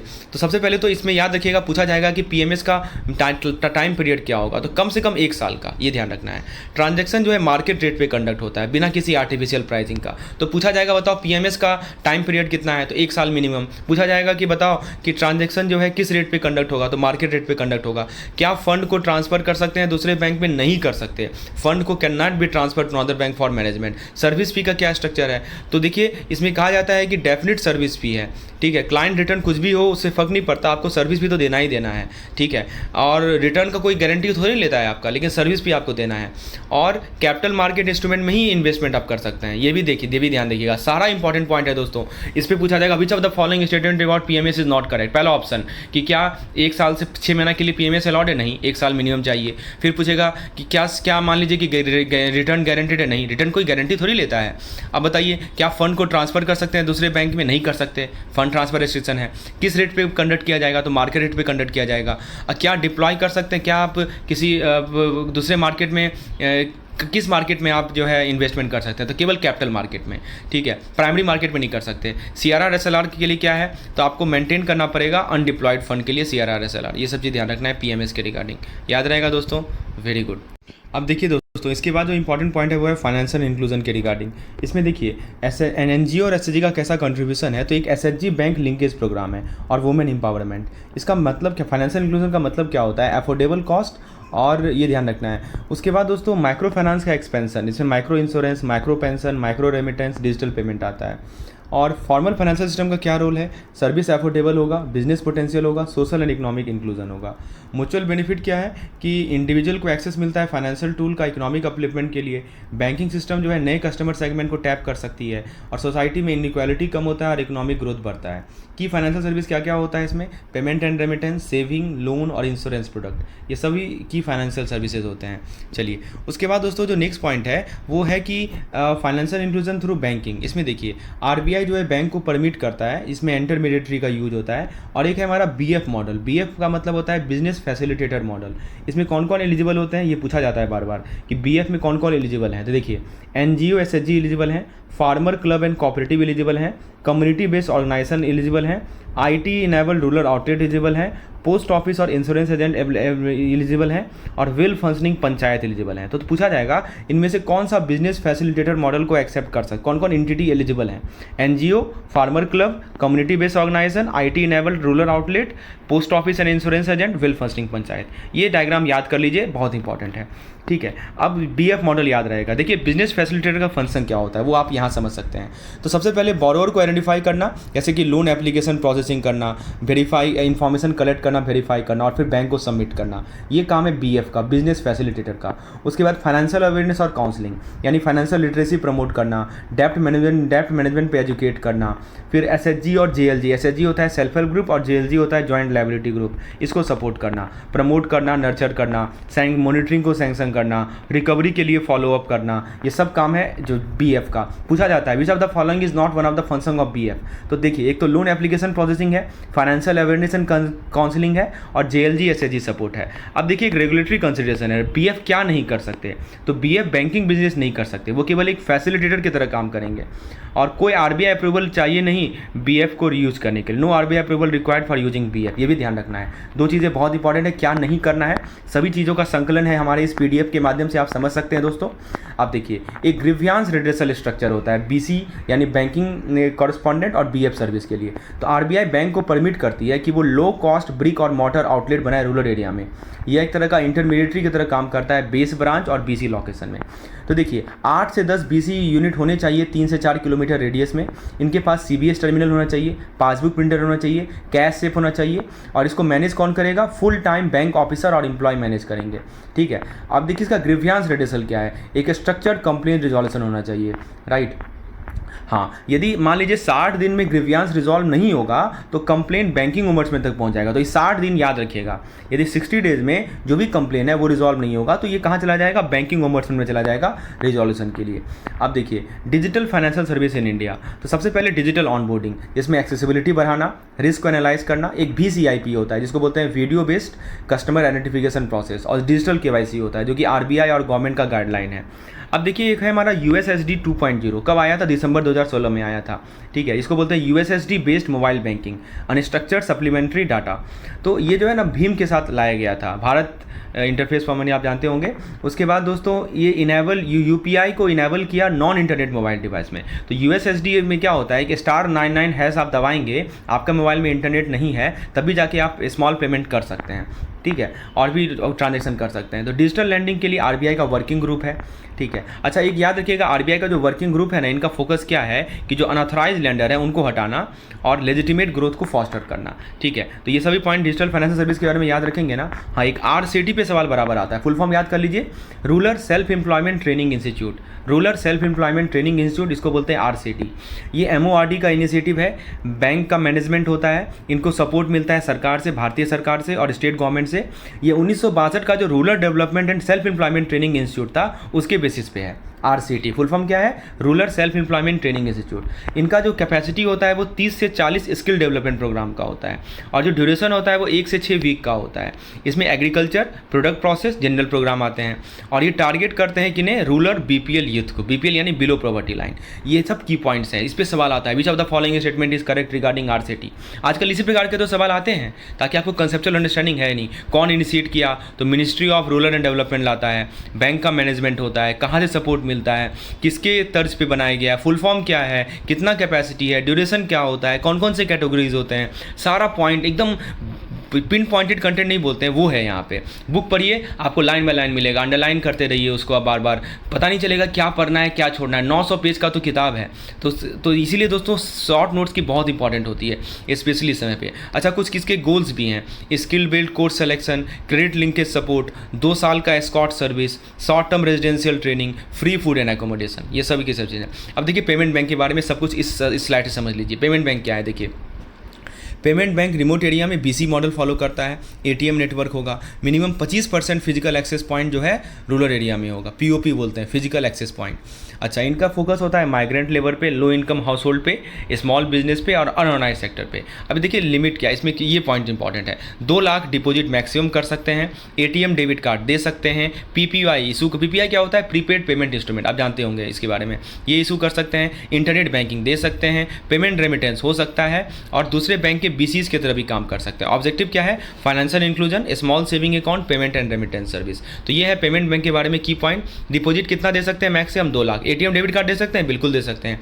PPI दे सकते हैं? बिल्कुल दे सकते हैं। इंटरनेट बैंकिंग दे सकते हैं, पेमेंट रेमिटेंस हो सकता है, ये सभी चीज़ें हो सकती हैं, राइट। अब देखिए एक है हमारा रूरल और प्रायोरिटी सेक्टर के लिए जो फाइनेंशियल इनिशिएटिव है, मैंने आपको बताया था ना SHG बैंक लिंकेज प्रोग्राम है। ये क्या करता है कि जो फॉर्मल बैंकिंग है और जो रूरल पुअर है इनके बीच में जो ब्रिज है, गैप है, उसको कम करना। तो किसके किसके बीच में? एक तो फॉर्मल बैंकिंग सिस्टम है और एक हमारा रूरल पुअर है जो कि इनफॉर्मल में रिलाई करते हैं। इनका जो गैप है उसको कम करना। इसमें क्या होता है कि स्केड्यूल कमर्शियल बैंक जो है SHG मेंबर के फुल क्रेडिट नीड को मीट करेंगे। अच्छा, एक होता है को लैंडिंग। देखिए दूसरा दो इनिशिएटिव है, एक तो हमारा SHG बैंक लिंकेज प्रोग्राम है और एक को लैंडिंग मॉडल है। को लैंडिंग में क्या है दोस्तों? ये RBI का नवंबर 2020 का गाइडलाइन है। इसमें क्या होता है कि कॉस्ट ऑफ फंड कम हो जाता है, रीच बढ़ जाता है, मतलब बैंक और NBFC के बीच में सिनर्जी होता है, राइट। NBFC के माध्यम से बैंक जो है लोन प्रोवाइड करते हैं सेल्फ हेल्प ग्रुप को, इसको को लैंडिंग मॉडल बोलते हैं, दोनों मिल के लोन प्रोवाइड करते हैं, इसलिए नाम पर आए को लैंडिंग मॉडल। तो याद रहेगा आपको, फाइनेंशियल इनिशिएटिव में SHG बैंक लिंकेज प्रोग्राम किसके लिए? रूरल और प्रायोरिटी सेक्टर के लिए SHG बैंक लिंकेज प्रोग्राम और एक को लैंडिंग मॉडल। बराबर सवाल आता है, पूछेगा को लैंडिंग का क्या फ़ायदा है? कॉस्ट ऑफ फंड कम हो जाता है, रीच बढ़ जाता है, और बैंक और NBFC मिलकर जो है को लैंडिंग प्रोवाइड करते हैं, ठीक है। अब देखिए बैंक की कंप्यूटराइजेशन की क्या ज़रूरत थी? तो कस्टमर सर्विस को इन्हांस करना, हाउस कीपिंग को इम्प्रूव करना, डिसीजन मेकिंग को सपोर्ट करना, प्रोडक्टिविटी और प्रॉफिटेबिलिटी को इंक्लूड करना। तो 1980-81 में इसको लाया गया, आरबीआई की कमेटी बनी, रैपिड एडॉप्शन हुआ, ठीक है। और रोल क्या है रीजनल और हेड ऑफिस में? डेटा को स्टोर करना, इन्फॉर्मेशन को प्रोसेस करना। ऑब्वियस सी बात आप जानते हैं इस बात को। हाँ, देखिए इवॉल्व कैसे हुआ। तो पहली बात, बैंक कंप्यूटराइजेशन का कंसेप्ट आया 80-81 में। आरबीआई ने एक कमेटी बनाई थी रंगाराजन के अंदर, याद रखिएगा कब, 1983 में। पहला रंगाराजन कमेटी ने रिपोर्ट सबमिट किया 1984 में, और फिर सेकेंड कमेटी बनाई गई 5 ईयर प्लान में 1988 में। तो रंगाराजन कमेटी पूछा जा सकता है, बहुत इंपॉर्टेंट है।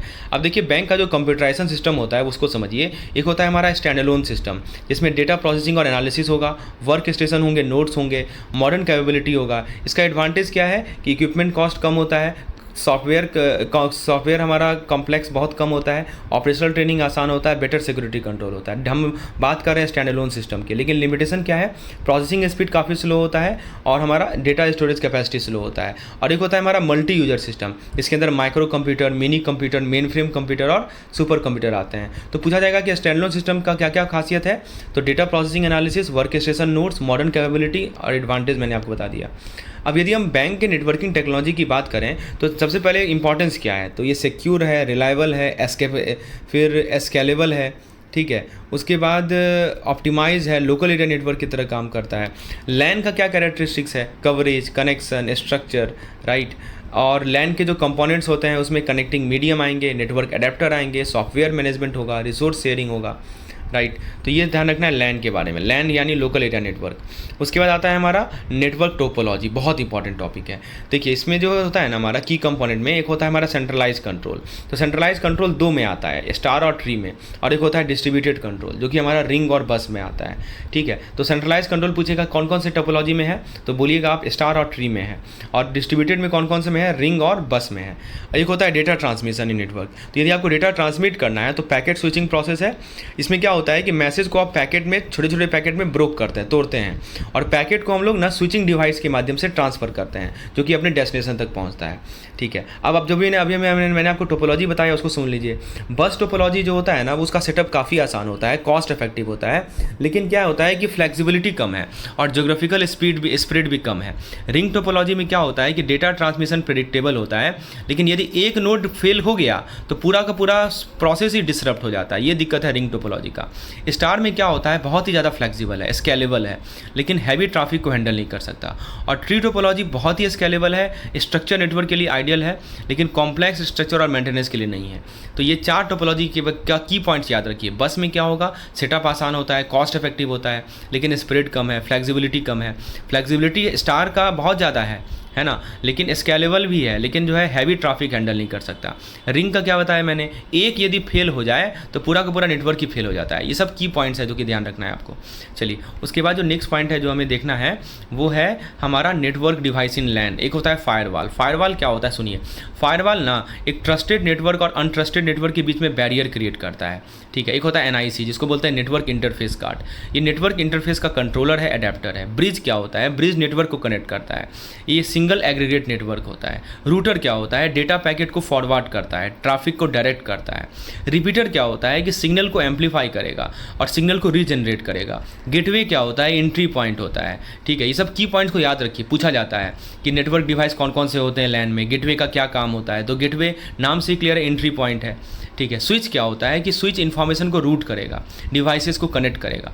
हब क्या होता है कि मल्टीपल डिवाइस को सिंगल नेटवर्क से कनेक्ट करेगा, डेटा को ब्रॉडकास्ट करेगा। और वेब क्या होता है, वेब का फुल फॉर्म है वायरलेस एप्लीकेशन प्रोटोकॉल, यानी वायरलेस डिवाइस पे इंटरनेट एक्सेस प्रोवाइड कराना।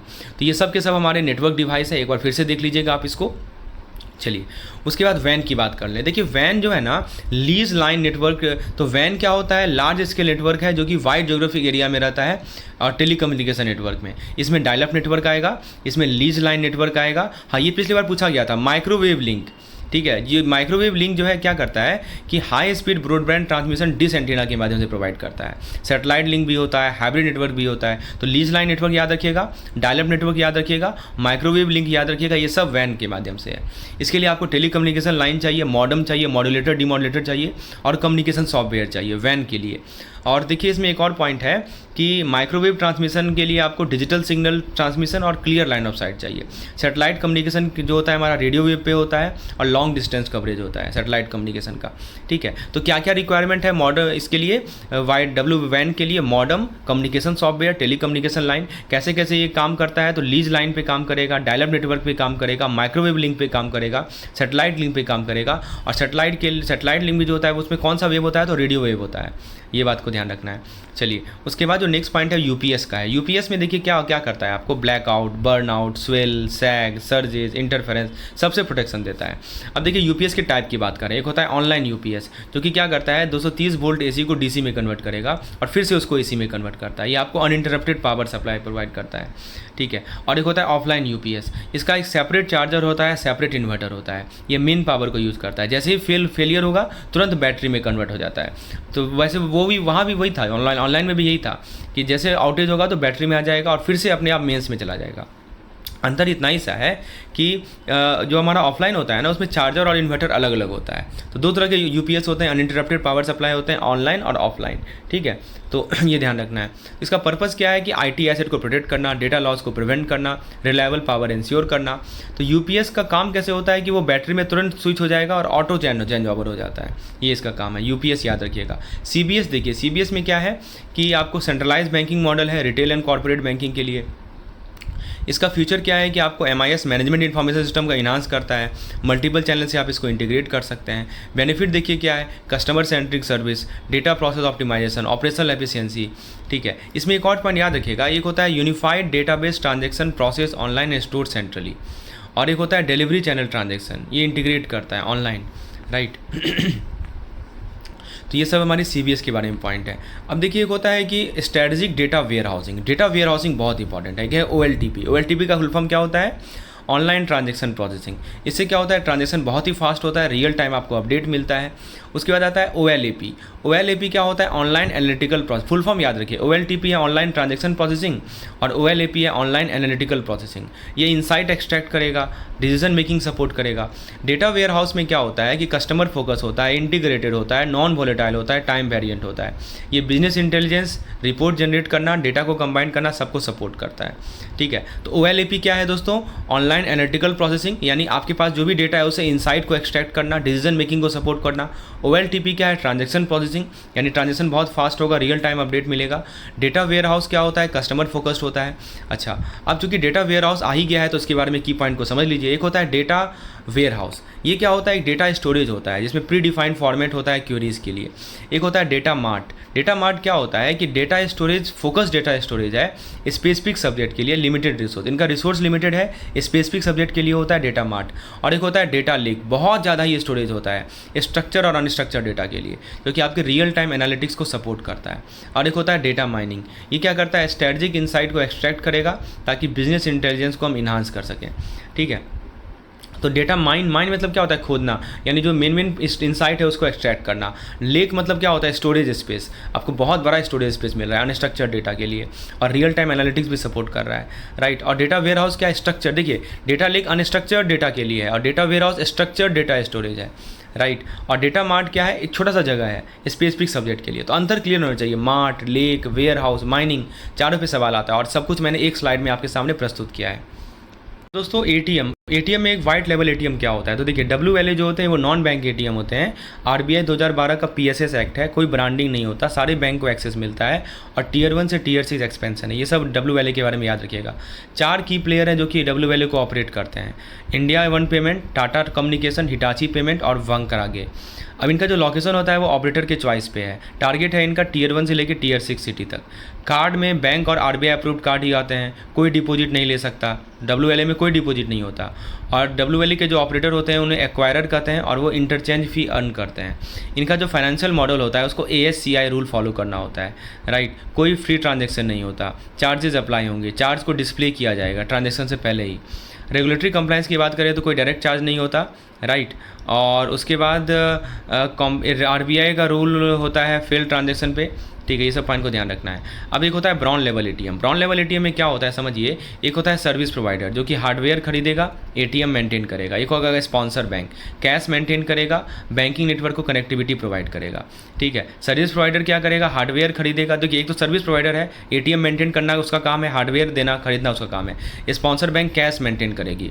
ठीक है, उसके बाद दोस्तों एक होता है कैश रिसाइकलर। कैश रिसाइकलर में क्या होता है कि एक सेल्फ सर्विस टर्मिनल है, इसमें कैश डिपॉजिट भी होता है, विड्रॉ भी होता है।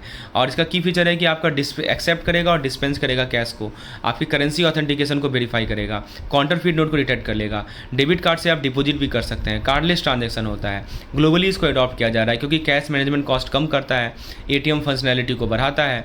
करेंसी सर्कुलेशन पे क्या इंपैक्ट पड़ता है कि जो डैमेज नोट है उसे फिल्टर करेगा, करेंसी क्वालिटी को इंप्रूव करेगा। आरबीआई का जो क्लीन नोट पॉलिसी है उसको सपोर्ट करता है।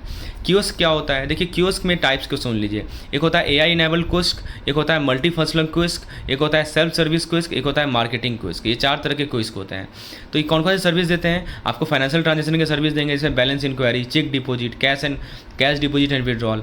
और कुछ नॉन फाइनेंशियल ट्रांजेक्शन का भी हेल्प मिलता है, जैसे मिनी स्टेटमेंट निकालना है, ब्राउजर बेस्ड इंटरनेट बैंकिंग है। एटीएम से कैसे अलग होते हैं, तो क्योंकि एटीएम से इनका सर्विस एक्सपेंडेड होता है, एडवांस हार्डवेयर होता है। अच्छा, पिन सिक्योरिटी मॉडल क्या है, देखिए पिन, ग्रीन पिन जिसको बोलते हैं, तो एक यूनिक न्यूमेरिक कोड है जो कि ट्रांजेक्शन ऑथेंटिकेशन के लिए होता है। आप कार्ड इंसर्ट कीजिए, ऑथराइजेशन चेक करेगा, पिन एंट्री कीजिए, पिन वेरीफाई कीजिए, ट्रांजेक्शन अप्रूव्ड होगा। तो सील्ड एनवेलप में आपको पिन मिलता है, सेपरेटली स्टोर रहता है, न्यूमेरिक पिन मिलता है। ग्रीन पिन क्या होता है, ओटीपी बेस्ड पिन होता है। ठीक है, जिसको आप एटीएम से, नेट बैंकिंग से, आईवीआर यानी इंटरैक्टिव वॉइस रिस्पॉन्स से या एसएमएस से स्टार्ट कर सकते हैं। कन्वीनियंट है, इको फ्रेंडली है, सिक्योर है, कॉस्ट इफेक्टिव है।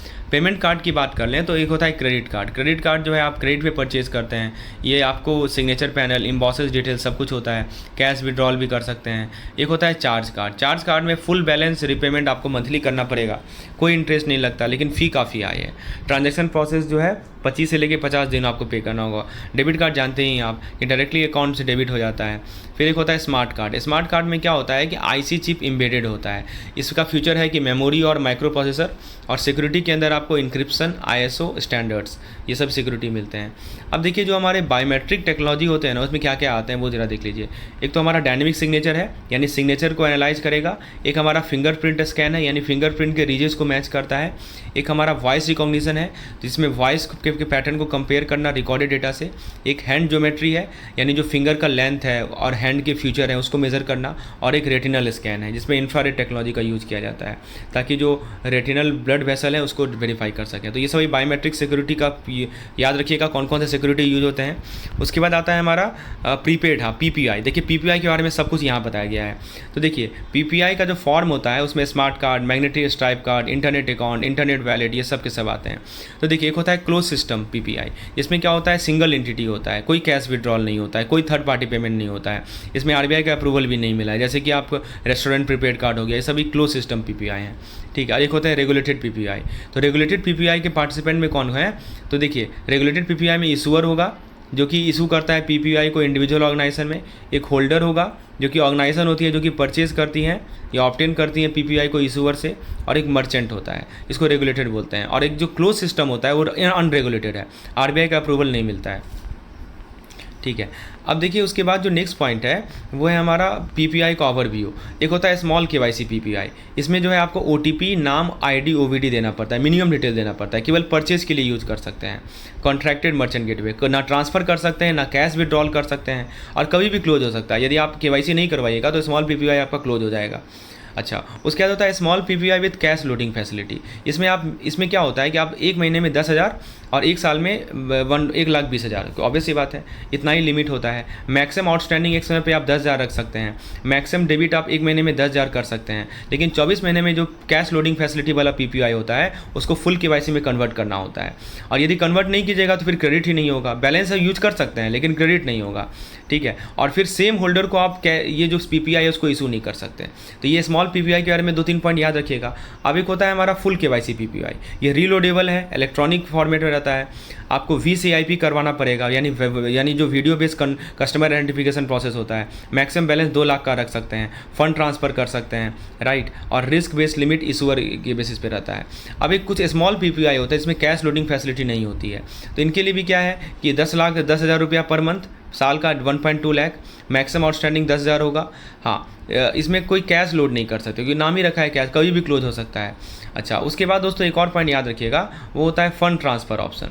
यानी फंड ट्रांसफ़र ऑप्शन में क्या होता है कि फ़ंड ट्रांसफ़र लिमिट है 1 महीने का 10,000, ट्रांसफ़र कर सकते हैं दूसरे पीपीआई या डेबिट कार्ड को, राइट। क्लोजर कभी भी हो सकता है, ये भी ध्यान रखना है। और एक कैश विड्रॉल चैनल होता है जो कि बैंक इशूड पीपीआई के लिए होता है। जो फुल केवाईसी पीपीआई है ना, उनमें ही ये होता है कैश विड्रॉल चैनल, सब में कैश विड्रॉल नहीं होता। तो पूछेगा आपसे, बताइए स्मॉल पीपीआई में कैश विड्रॉ कर सकते हैं? नहीं कर सकते। फुल केवाईसी में कर सकते हैं? कर सकते हैं। फुल केवाईसी का मैक्सिमम लिमिट कितना है? तो 2 लाख लिमिट है, ठीक है। क्लोज पीपीआई क्या होता है मैंने आपको अभी बताया था, ओपन पीपीआई क्या होता है अभी बताया। तो पीपीआई के बारे में सारी जानकारी जो है इस स्लाइड में आपके सामने प्रस्तुत की गई है, ये बातें ध्यान रखनी है। अब देखिए पीपीआई का क्या है स्ट्रक्चर, अभी मैंने आपको बताया। स्मॉल पीपीआई कौन देता है? बैंक और नॉन बैंक देती है। गुड्स एंड सर्विस के लिए यूज होता है, कैश विड्रॉल नहीं होता, आपको फुल केवाईसी में भी कन्वर्ट करना पड़ेगा उसको। पीपीआई में जिसमें कैश लोडिंग फैसिलिटी होती है उसमें आपको मोबाइल नंबर ओटीपी वेरिफिकेशन करना होगा, self declare name and ID. इसमें क्या होता है कि लोडिंग का फैसिलिटी होता है। मंथली एंड ईयरली लिमिट आपको बता दिया आपको मैंने, आउटस्टैंडिंग कितना होना चाहिए, फुल केवाईसी आपको 24 मंथ में करना होगा, ठीक है। ये बातें ध्यान रखनी है। और जिसमें नो कैश लोडिंग फैसिलिटी है उसे मोबाइल नंबर और सेल्फ डिक्लेयर, इसमें रिलोडेबल ऑप्शन है। मंथली लिमिट भी वही है, सेम मंथली लिमिट है और ईयरली लिमिट भी सेम है। अब देखिए डिजिटल बैंकिंग को कैसे डिजिटल एज के लिए रिवॉल्यूशनाइज किया जा रहा है। तो इसमें देखिए सबसे पहले आता है कि नो ऑनलाइन बैंकिंग, नो। देखिए न्यू बैंकिंग क्या होता है, न्यू बैंकिंग का समझिए। न्यू बैंकिंग का सवाल आता है कि पूरा का पूरा 100% जो है ऑनलाइन बैंकिंग है, कोई फिजिकल ब्रांच ही नहीं है। फिर इनका फोकस होता है टेक सेवी कस्टमर पे न्यू बैंकिंग में। इसमें payment, debit card, money transfer, lending सब फैसिलिटी होता है। ये जो हमारे ट्रेडिशनल बैंक है और न्यू एज एक्सपेक्टेशन है उनके बीच का जो गैप है उसको ये ब्रिज करता है। और ये data driven personalise banking experience देता है। जैसे एग्जांपल के तौर पर जुपिटर हो गया, एफआई हो गया, नियो हो गया, रेजर पे हो गया, ये सब के सब नियो बैंकिंग है। तो ये सब एग्जांपल याद रहेगा ना नियो बैंकिंग का कंसेप्ट। अब देखिए एक तो डेटा ट्रांसमिशन का मीडियम होता है, उसमें एक टेरेस्ट्रियल केबल होता है। तो टेरेस्ट्रियल केबल में एक होता है ट्विस्टेड पेयर, जिसमें 2 कॉपर वायर होते हैं जो कि क्रॉस वाक को रिड्यूस करते हैं। 150 मीटर का रेंज रहता है, लो कॉस्ट होता है, इंस्टॉलेशन आसान होता है।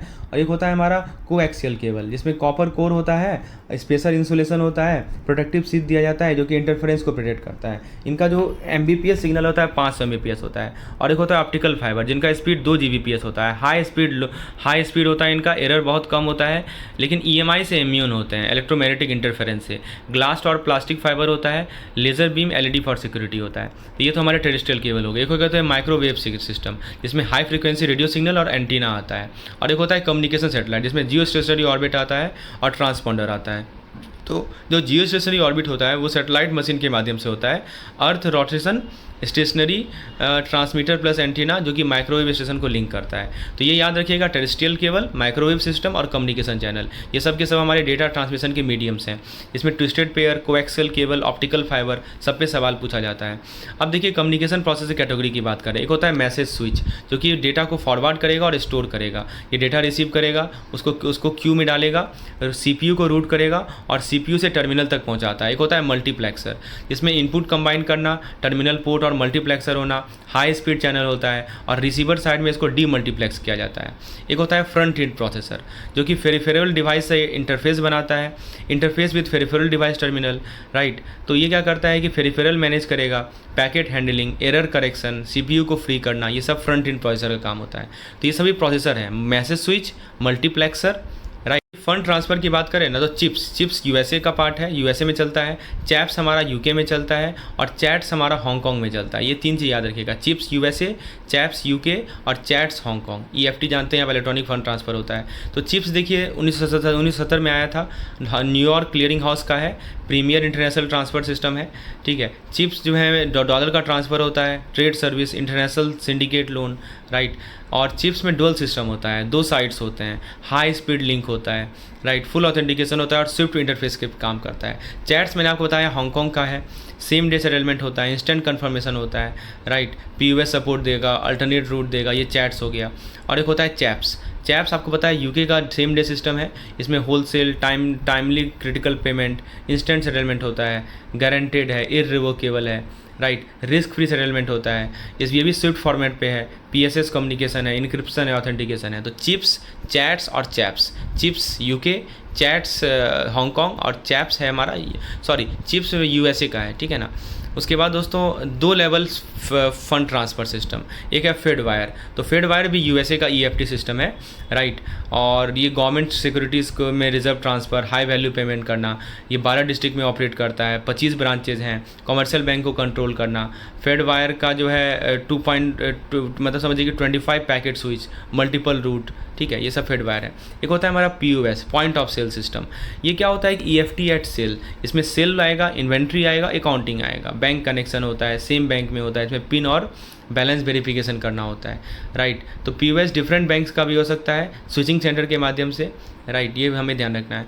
उसके बाद आता है हमारा बैंक वायर। बैंक वायर क्या है? प्राइवेट सेक्टर के लिए है, यूएस बैंक एसोसिएशन में मैसेज ट्रांसमिशन, कॉस्ट कम करना, टेलिक्स नेटवर्क फॉर्मेट, ठीक है। तो bank wire non member access भी कर सकते हैं, फंड और एडमिनिस्ट्रेशन का मैसेज मिलेगा, राइट। तो बैंक के बीच में सिक्योर कनेक्शन के लिए बैंक वायर का यूज होता है, खासकर यूएस में यूज होता है। चलिए, तो ये सब बातें हमें ध्यान रखनी है, चिप्स, चैप्स, बैंक वायर। अब देखिए एक टर्म है नेशनल फाइनेंशियल स्विच। तो नेशनल फाइनेंशियल स्विच क्या क्या ऑफर करता है वो देख लीजिए। ये तो वैल्यू एडेड सर्विस देगा जिसमें interoperable cash deposit, mobile banking registration, card to card fund transfer, chequebook statement, chequebook request, statement request, Aadhaar number seeding, ये सब के सब एनएफएस से आप कर सकते हैं। नेशनल फाइनेंशियल स्विच ये लार्जेस्ट शेयर एटीएम नेटवर्क है भारत में, फुल फॉर्म है नेशनल फाइनेंशियल स्विच। आईडीआरबीटी ने डेवलप किया था 2004 में और एनपीसीआई ने 2009 में इसको टेक ओवर कर लिया। इसमें cash withdrawal, balance enquiry, PIN change, mini statement, ये सब के सब आपको ऑफर मिलते हैं। उसके बाद दोस्तों बात करें आईएमपीएस के स्ट्रक्चर की, तो आईएमपीएस आपका इंटरऑपरेबल मोबाइल पेमेंट सिस्टम है। आरबीआई के डिजिटलाइजेशन गोल को सपोर्ट करता है। इसे mobile, internet, ATM, SMS, branch, USSD सब के सब एक्सेस कर सकते हैं। लीगल फ्रेमवर्क की बात करें तो जो हमारा पीएसएस है यानी payment and settlement system act है, उसके अंदर लीगली फ्रेमवर्क है। रजिस्ट्रेशन करने के लिए आपको एमएमआईडी मिलना चाहिए। एमएमआईडी 7 डिजिट का कोड होता है। एमपिन होना चाहिए। आप बैंकिंग ऐप को डाउनलोड कर लेंगे।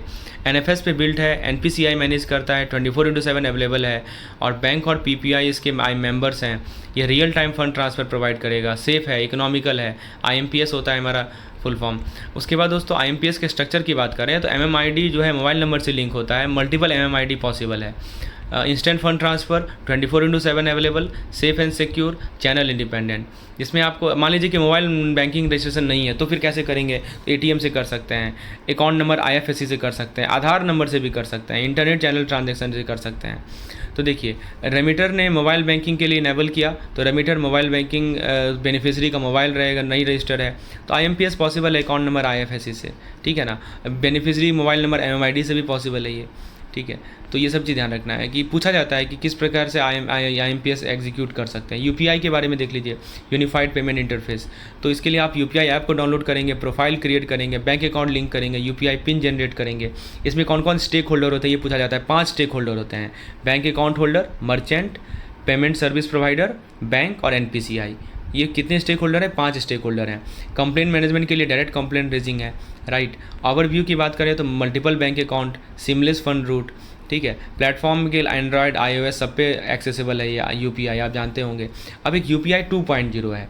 इसमें क्या होता है कि 1 टाइम मैंडेट होता है। इसमें प्री ऑथराइजेशन ट्रांजेक्शन है, फंड ब्लॉक कर दिया जाएगा लेटर डेबिट के लिए, पे आफ्टर सर्विस का ऑप्शन अवेलेबल है, 1 टाइम मैंडेट जिसको बोलते हैं। एक होता है ओवरड्राफ्ट अकाउंट का सपोर्ट मिलता है। जो हमारे करंट यूपीआई हैं उसमें सेविंग और करंट अकाउंट है, लेकिन जो हमारे 2.0 वाले हैं उसमें ओडी अकाउंट भी है। इनवॉइस व्यूइंग यानी आप इनवॉइस के प्री पेमेंट को व्यू कर सकते हैं, पेमेंट से पहले इनवॉइस देख सकते हैं और वेरीफाई कर सकते हैं इनवॉइस को, मर्चेंट को वेरीफाई कर सकते हैं, तब जाके पेमेंट कीजिए। और क्यूआर कोड का भी फ़ायदा है, यानी सिक्योरिटी पेमेंट बढ़ा है, sign QR intent, extra security layer बढ़ा है, टेम्परिंग को क्यूआर टेम्परिंग कब को प्रिवेंट किया गया है। ये सब 2.0 के फ़ायदे हैं, right. Non verified entity issuer को कम किया गया। उसके बाद आता है हमारा बीबीपीएस यानी भारत बिल पेमेंट सिस्टम। इसमें पेमेंट मॉडल में cash, card, net banking, UPI, IMPS सब कुछ एलिजिबल है। तो आप किसी तरह का बिल पेमेंट कर सकते हैं। बिल का नाम यहाँ देख लीजिए। आरबीआई के द्वारा कंसेप्चुलाइज किया गया, एनपीसीआई ने ड्राइव किया, राइट। तो इफेक्टिव सपोर्ट सिस्टम है, कस्टमर फ्रेंडली रिजोल्यूशन मिलता है आपको, राइट। बीपीपीएस में कौन कौन पार्टिसिपेंट होते हैं? तो देखिए एक एजेंट होता है, ये पूछा जाता है पार्टिसिपेंट कौन कौन से होते हैं। एजेंट है, एजेंट में एजेंट आउटलेट रहेगा, बीसी आउटलेट रहेगा, बैंक ब्रांच होंगे, कलेक्शन सेंटर होगा और रिटेल आउटलेट होगा। ये सब एजेंट्स हैं। अब देखिए एक होता है बीवीपीसीयू और एक होता है बीपीओयू। बीपीसीयू को आरबीआई मैनेज करेगा, एनपीसीआई मैनेज करेगा, आरबीआई ऑथराइज करेगा। इसमें स्टैंडर्ड्स हैं, रूल्स हैं, प्रोसीड्यूर्स हैं, टेक और बिजनेस नीड है। इसको बोलते हैं बीपीएस क्लियरिंग एंड सेटलमेंट। एक होता है बीपीओयू, ये आरबीआई ऑथराइज करेगा, और बैंक और नॉन बैंक COU होता है कस्टमर साइड में, BOU होता है हमारा बिलर, दोनों इंटीग्रेटेड होते हैं। तो अब देखिए बिलर यूटिलिटी कंपनी की बात करें, ये भी स्टेक होल्डर हैं। तो सर्विस प्रोवाइडर जो है पेमेंट रिसीव करेंगे। BBPS थर्ड पार्टी चैनल के माध्यम से होता है। मैक्सिमम 2 BBPOU होंगे जो कि फुल कंज्यूमर और पेमेंट एक्सेस प्रोवाइड करेंगे। अब देखिए एजेंट इंस्टीट्यूशन की बात कर लें तो RBI ऑथराइज होगा एंटिटीज़, COU यानी customer BBPOU, onboard agent, setup service point.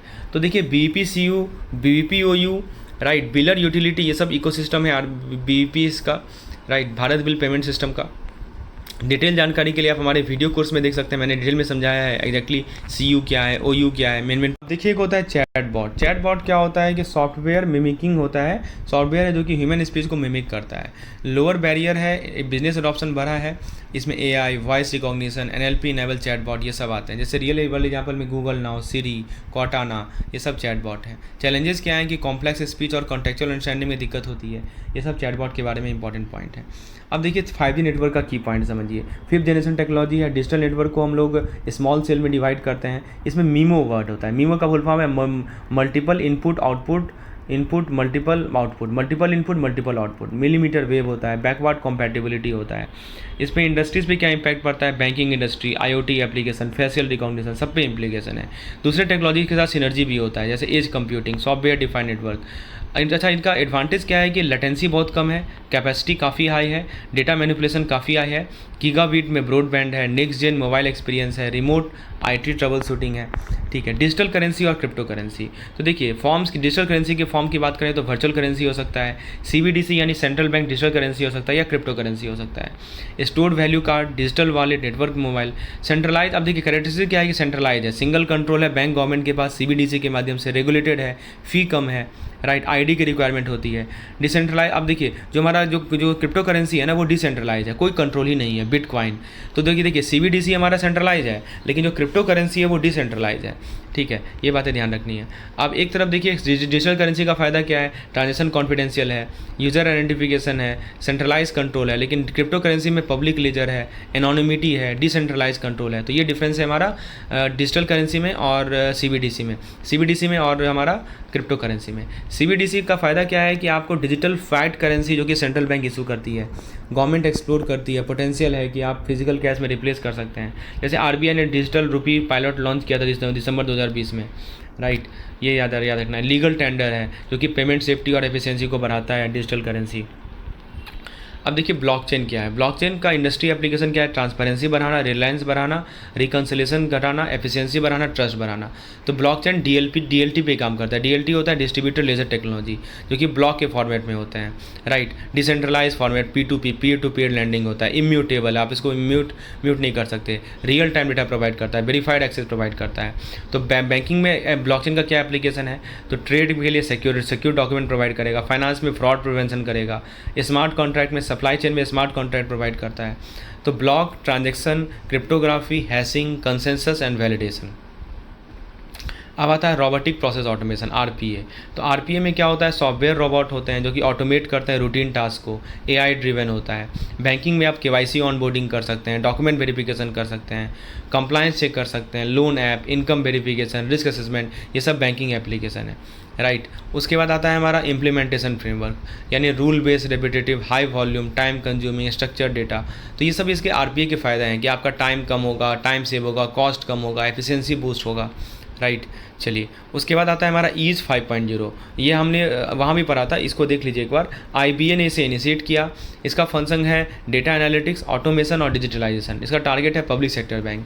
गोल क्या है, प्रॉफिटेबिलिटी, एसेट क्वालिटी बढ़ाना, कस्टमर सर्विस बढ़ाना। तो देखिए ये 3 year strategic plan business growth है, profitability, risk management, customer service, operational efficiency, ये सब प्रोवाइड करता है, ठीक है। ईज 5.0 याद रखिएगा। फिर उसके बाद आता है हमारा transforming banking with AR and VR। AR होता है हमारा ऑगमेंटेड रियलिटी, VR होता है वर्चुअल रियलिटी, जिसमें हमें फ्रॉड डिटेक्शन का फ़ायदा मिलता है AR में, और VR में वर्चुअल एडवाइजरी सेशन।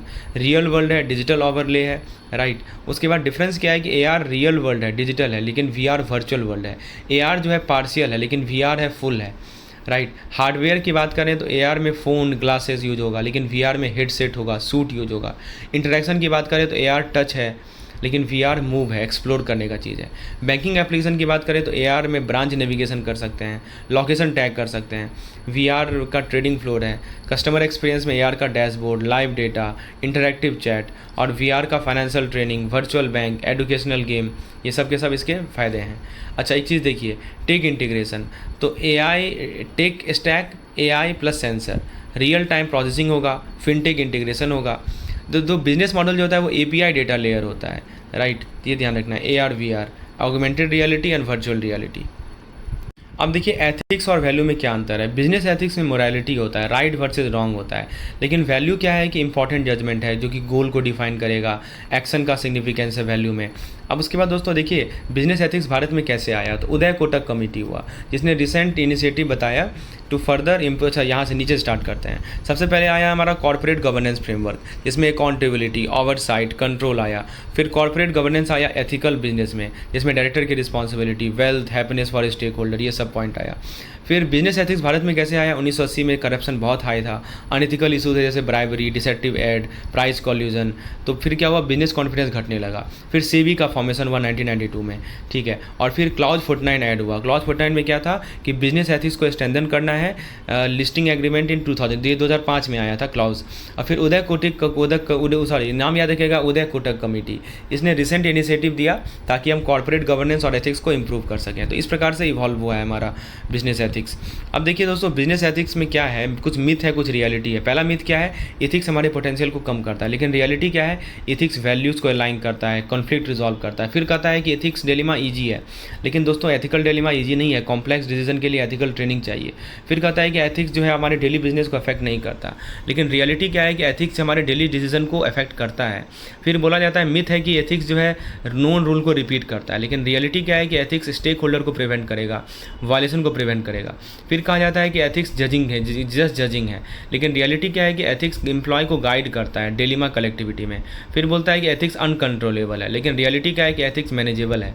फिर बोलता है कि बिजनेस एथिक्स हमारा CSR होता है, नहीं, CSR एक पार्ट है एथिक्स का, कॉर्पोरेट सोशल रिस्पॉन्सिबिलिटी। तो बिजनेस एथिक्स क्या करता है, मोरल वैल्यू प्रायोरिटाइज करेगा, बिहेवियर अलाइन करेगा, डिलेमा को रिजॉल्व करेगा। फिर आता है हमारा trust and ethical principle in banking. तो देखिए एक होता है हमारा standard banking code of conduct, इसमें इंटीग्रिटी, न्यूट्रलिटी, रिलायबिलिटी, ट्रांसपेरेंसी आता है।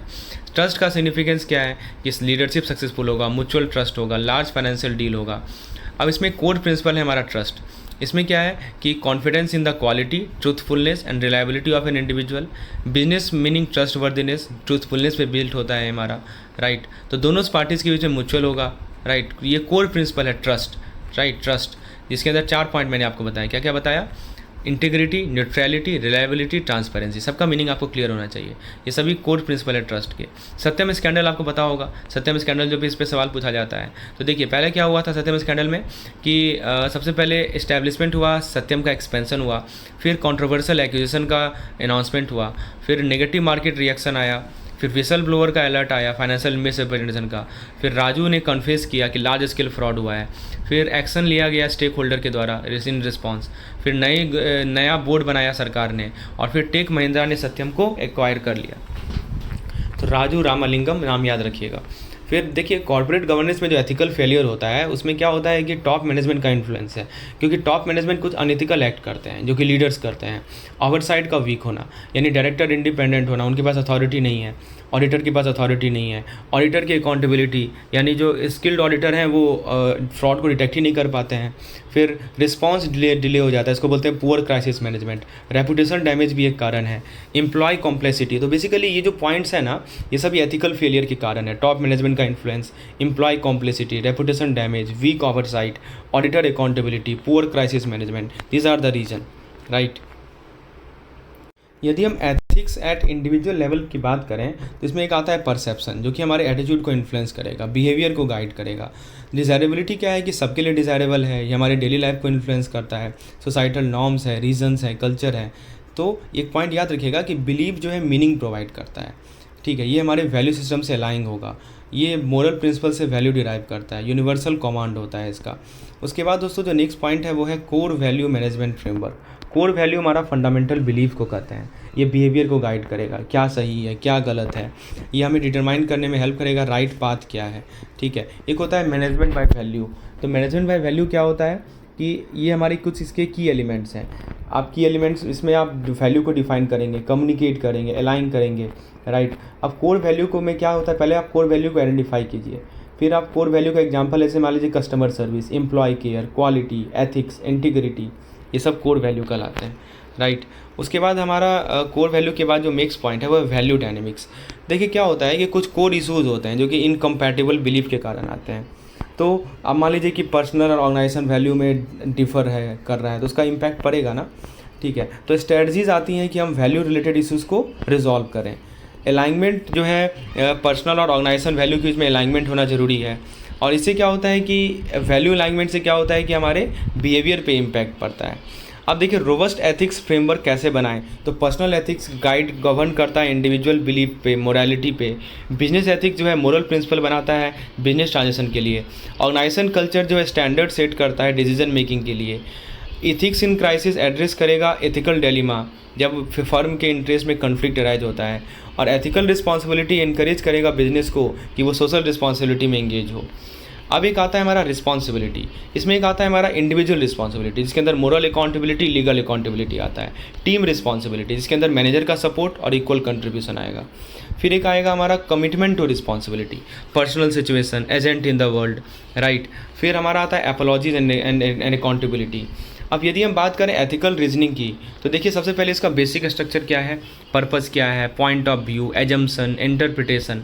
मतलब एक प्रोसेस है जिसके द्वारा हम डिसीजन को आइडेंटिफाई कर सकते हैं जहाँ पे हमें एथिकल जजमेंट की रिक्वायरमेंट है। इसको यदि बिजनेस एथिक्स में एप्लीकेशन की बात करें, यदि हम एथिकल रीजनिंग की, तो बिजनेस एथिक्स में कहाँ कहाँ यूजफुल होता है, जैसे कि ह्यूमन रिसोर्स मैनेजमेंट में, सेल्स एंड मार्केटिंग में, प्रोडक्शन में, फाइनेंस में, राइट। सभी जगह हमारा एथिकल रीजनिंग का काम आता है।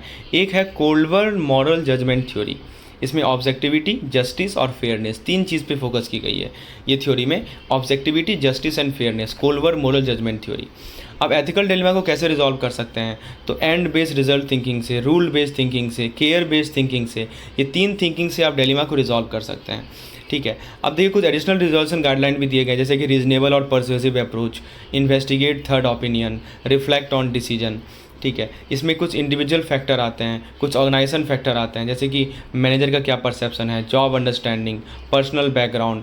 और ऑर्गेनाइजेशन फैक्टर में कंपनी की क्या पॉलिसीज़ है, कल्चर क्या है, वैल्यूज़ क्या है, स्ट्रक्चर क्या है, टॉप मैनेजमेंट का एटीट्यूड क्या है, ये सब के सब डिलेमा मैनेजमेंट में इन्फ्लुएंस करते हैं, राइट। अब ethical decision and culture and decision making, इसमें क्या है कि एथिक्स ऑफ रेसिप्रोकेसिटी होता है, मतलब कि आप दूसरे को अच्छे से ट्रीट कीजिए। फिर value management, core value identify कीजिए, कोर वैल्यू कम्युनिकेट कीजिए, वैल्यूज़ एंड प्रैक्टिस को अलाइन करना, influence of value, behaviour generate करना और चॉइसेस को इन्फ्लुएंस करना। एथिकल क्लास, बहुत सारे सिचुएशन होंगे जहाँ पे एथिकल क्लास आएंगे, कॉन्फ्लिक्ट को रिजॉल्व करना, इंडिविजुअल की रिस्पॉन्सिबिलिटी, अकाउंटेबिलिटी की बात आती है, right. Value difference and conflict, incompatible belief system, perceived conflict, actual conflict, ठीक है। तो ट्रेडिशनल अप्रोच क्या कहता है कि डिज़ायर्ड आउटकम को वे कीजिए, मीन्स का यूज़ किया आपने, मोटिवेशन क्या है, कंसिक्वेंसेस क्या है, राइट, ये सभी चीज़ें आती हैं हमारी। अब देखिए होता है एब्यूज़ ऑफ ऑफिशियल पोजीशन। इसमें क्या होता है कि जैसे इनसाइडर ट्रेडिंग है, आपने क्या किया, non public information, unfair trade, SEBI rule को वायलेट किया। सेबी बोलती है कि क्वार्टरली डिस्क्लोज करो, आपने क्या किया, एनपीए डिक्लेरेशन से पहले ये स्टॉक को बेच दिया। तो ये सब के सब हमारे इनसाइडर ट्रेडिंग वाले काम है, ठीक है। तो ये तरह का एब्यूज़ माना जाता है। दूसरा तरह का एब्यूज़ क्या है, ठीक है, एक होता है हमारा डीलिंग विद प्रोप्राइटरी डेटा। आप जो है कॉन्फिडेंशियलिटी है ना, तो ये सेंसिटिव डेटा को, जैसे कि इंटेलेक्चुअल प्रॉपर्टी है, ट्रेड सीक्रेट है, इन सब को रिलीज कर रहे हैं। एथिकल ड्यूटी है कि आप अनफेयर डिस्क्लोजर नहीं करेंगे, ये आप जो है स्टेक होल्डर के डेटा को प्रोटेक्ट करेंगे कॉम्पिटिटर में, ये इसको बोलते हैं प्रोप्राइटरी डेटा।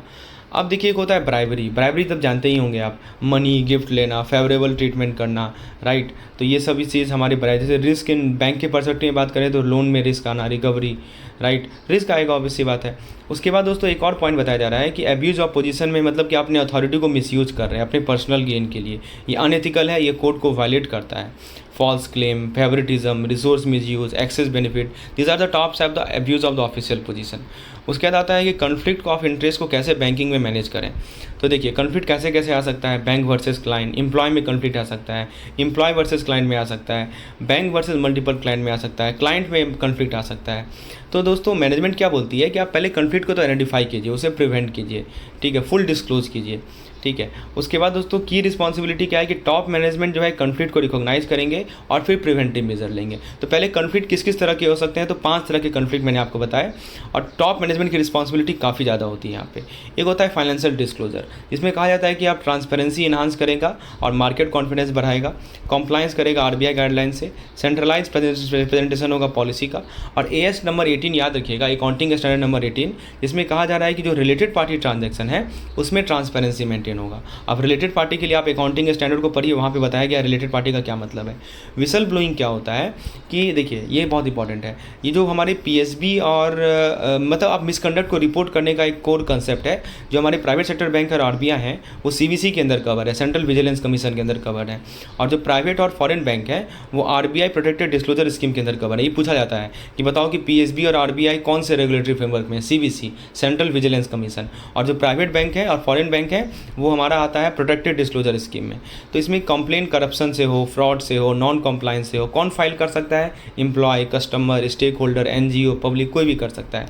गाइडलाइन क्या है कि कोई एनोनिमस कंप्लेन नहीं आना चाहिए, आरबीआई का नोडल एजेंसी जो है सीक्रेट रखेगा कंप्लेन को, एक्शन लगेगा वैक्सेसियस कंप्लेन पे, इसमें आरबीआई का इन्फ्लुएंस होगा। आरबीआई जो है, अब मान लीजिए कोई कंप्लेन झूठ मूठ का कर दिया तो वहाँ पे एक्शन लिया जाएगा, है ना। और फिर क्या क्या क्या प्रोसीड्यूर है कि आप जो है इसको प्रोटेक्टेड डिस्क्लोजर स्कीम बोलते हैं, आप जो है सील्ड इन्वेलॉप में जो डिपार्टमेंट ऑफ सुपरविजन आरबीआई है वहाँ पे जाके जमा कीजिए। इसमें आपका नाम, आपका डिजिग्नेशन, आपका एड्रेस रहेगा, ईमेल भी अलाउड है, लेकिन डिसऑनेस्ट इंटेंट नहीं होना चाहिए आपका, ठीक है। इसमें देखिए लीगल और रेगुलेटरी फ्रेमवर्क में कंपनीज एक्ट लगता है, इसमें स्पेसिफिक कंपनी को विजिलेंस मैकेनिज्म चाहिए, प्राइवेट एंड फॉरेन बैंक के पास विसल ब्लोअर पॉलिसी होना चाहिए एक्सीडिंग द लीगल रिक्वायरमेंट। उसके बाद विसल ब्लोइंग लॉ कौन सा है, तो देखिए विसल ब्लोअर प्रोटेक्शन मिलता है इनको, राइट। जो भी विसल ब्लोअर है उसके लिए एक एक्ट है, 2011 का एक्ट है, जिसको प्रेसिडेंशियल असेंट मिला मई 2014 में। इसका पर्पज़ ये है कि करप्शन को इन्वेस्टिगेट करना और जो पब्लिक सर्वेंट का मिसयूज ऑफ पावर होता है उसको करना। ये विसल ब्लोअर को प्रोटेक्ट करेगा जो कि फ्रॉड को एक्सपोज कर रहा है, करप्शन को एक्सपोज कर रहा है, यही मेन पर्पज़ है इस एक्ट का, उसे प्रोटेक्शन देना। और सीबीसी जो है जेन्युइन कंप्लेनेंट को प्रोटेक्शन देती है, सीबीसी सेंट्रल विजिलेंस कमीशन।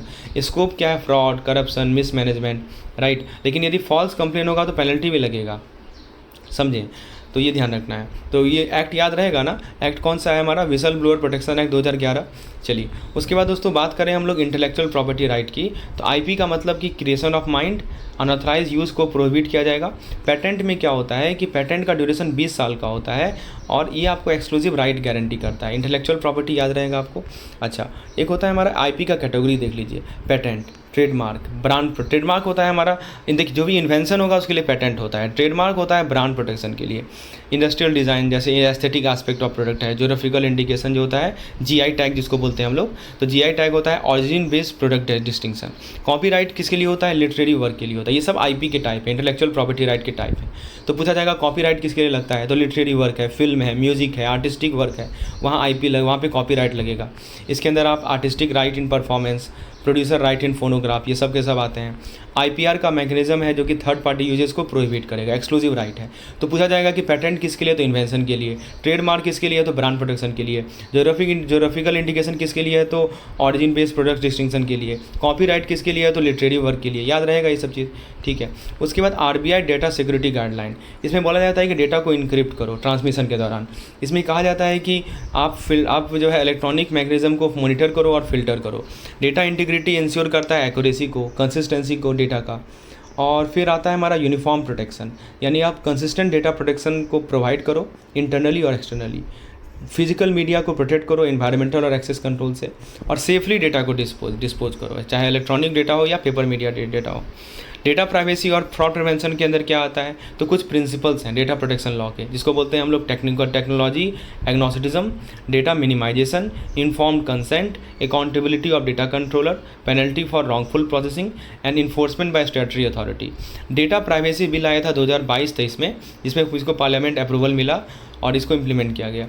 फिर फ्रॉड प्रिवेंशन थ्रू टेक्नोलॉजी, तो फिनटेक कंपनी का रोल यहाँ इंपॉर्टेंट है और इलेक्ट्रॉनिक फ्रॉड को ट्रैक करना इंपॉर्टेंट है। तो फ्रेंड्स ये था हमारा कंप्लीट सेशन, राइट। और इसके अलावा जो मॉड्यूल बी के कुछ पॉइंट है उसके लिए मैं सेपरेट वीडियो आपको दूंगा। तो होपफुली आपको ये सेशन अच्छा लगा होगा, मेन पॉइंट्स कवर किए हैं हमने, राइट। आप चाहें तो इसका PDF भी ऑब्टेन कर सकते हैं हमारे कैप्सूल कोड से। और यदि आप इसको रिवाइज करें तो एक बार और रिवाइज कर लें मेन पॉइंट्स को, क्योंकि सवाल बहुत सारे आएंगे इस पार्टिकुलर सेशन से। तो ये था हमारा फटाफट रिवीजन सेशन। कैसा लगा आपको ये वीडियो, जरूर कमेंट सेक्शन में बताइए। चैनल को सब्सक्राइब कर लीजिए इस प्रकार के वीडियोज़ के लिए। धन्यवाद।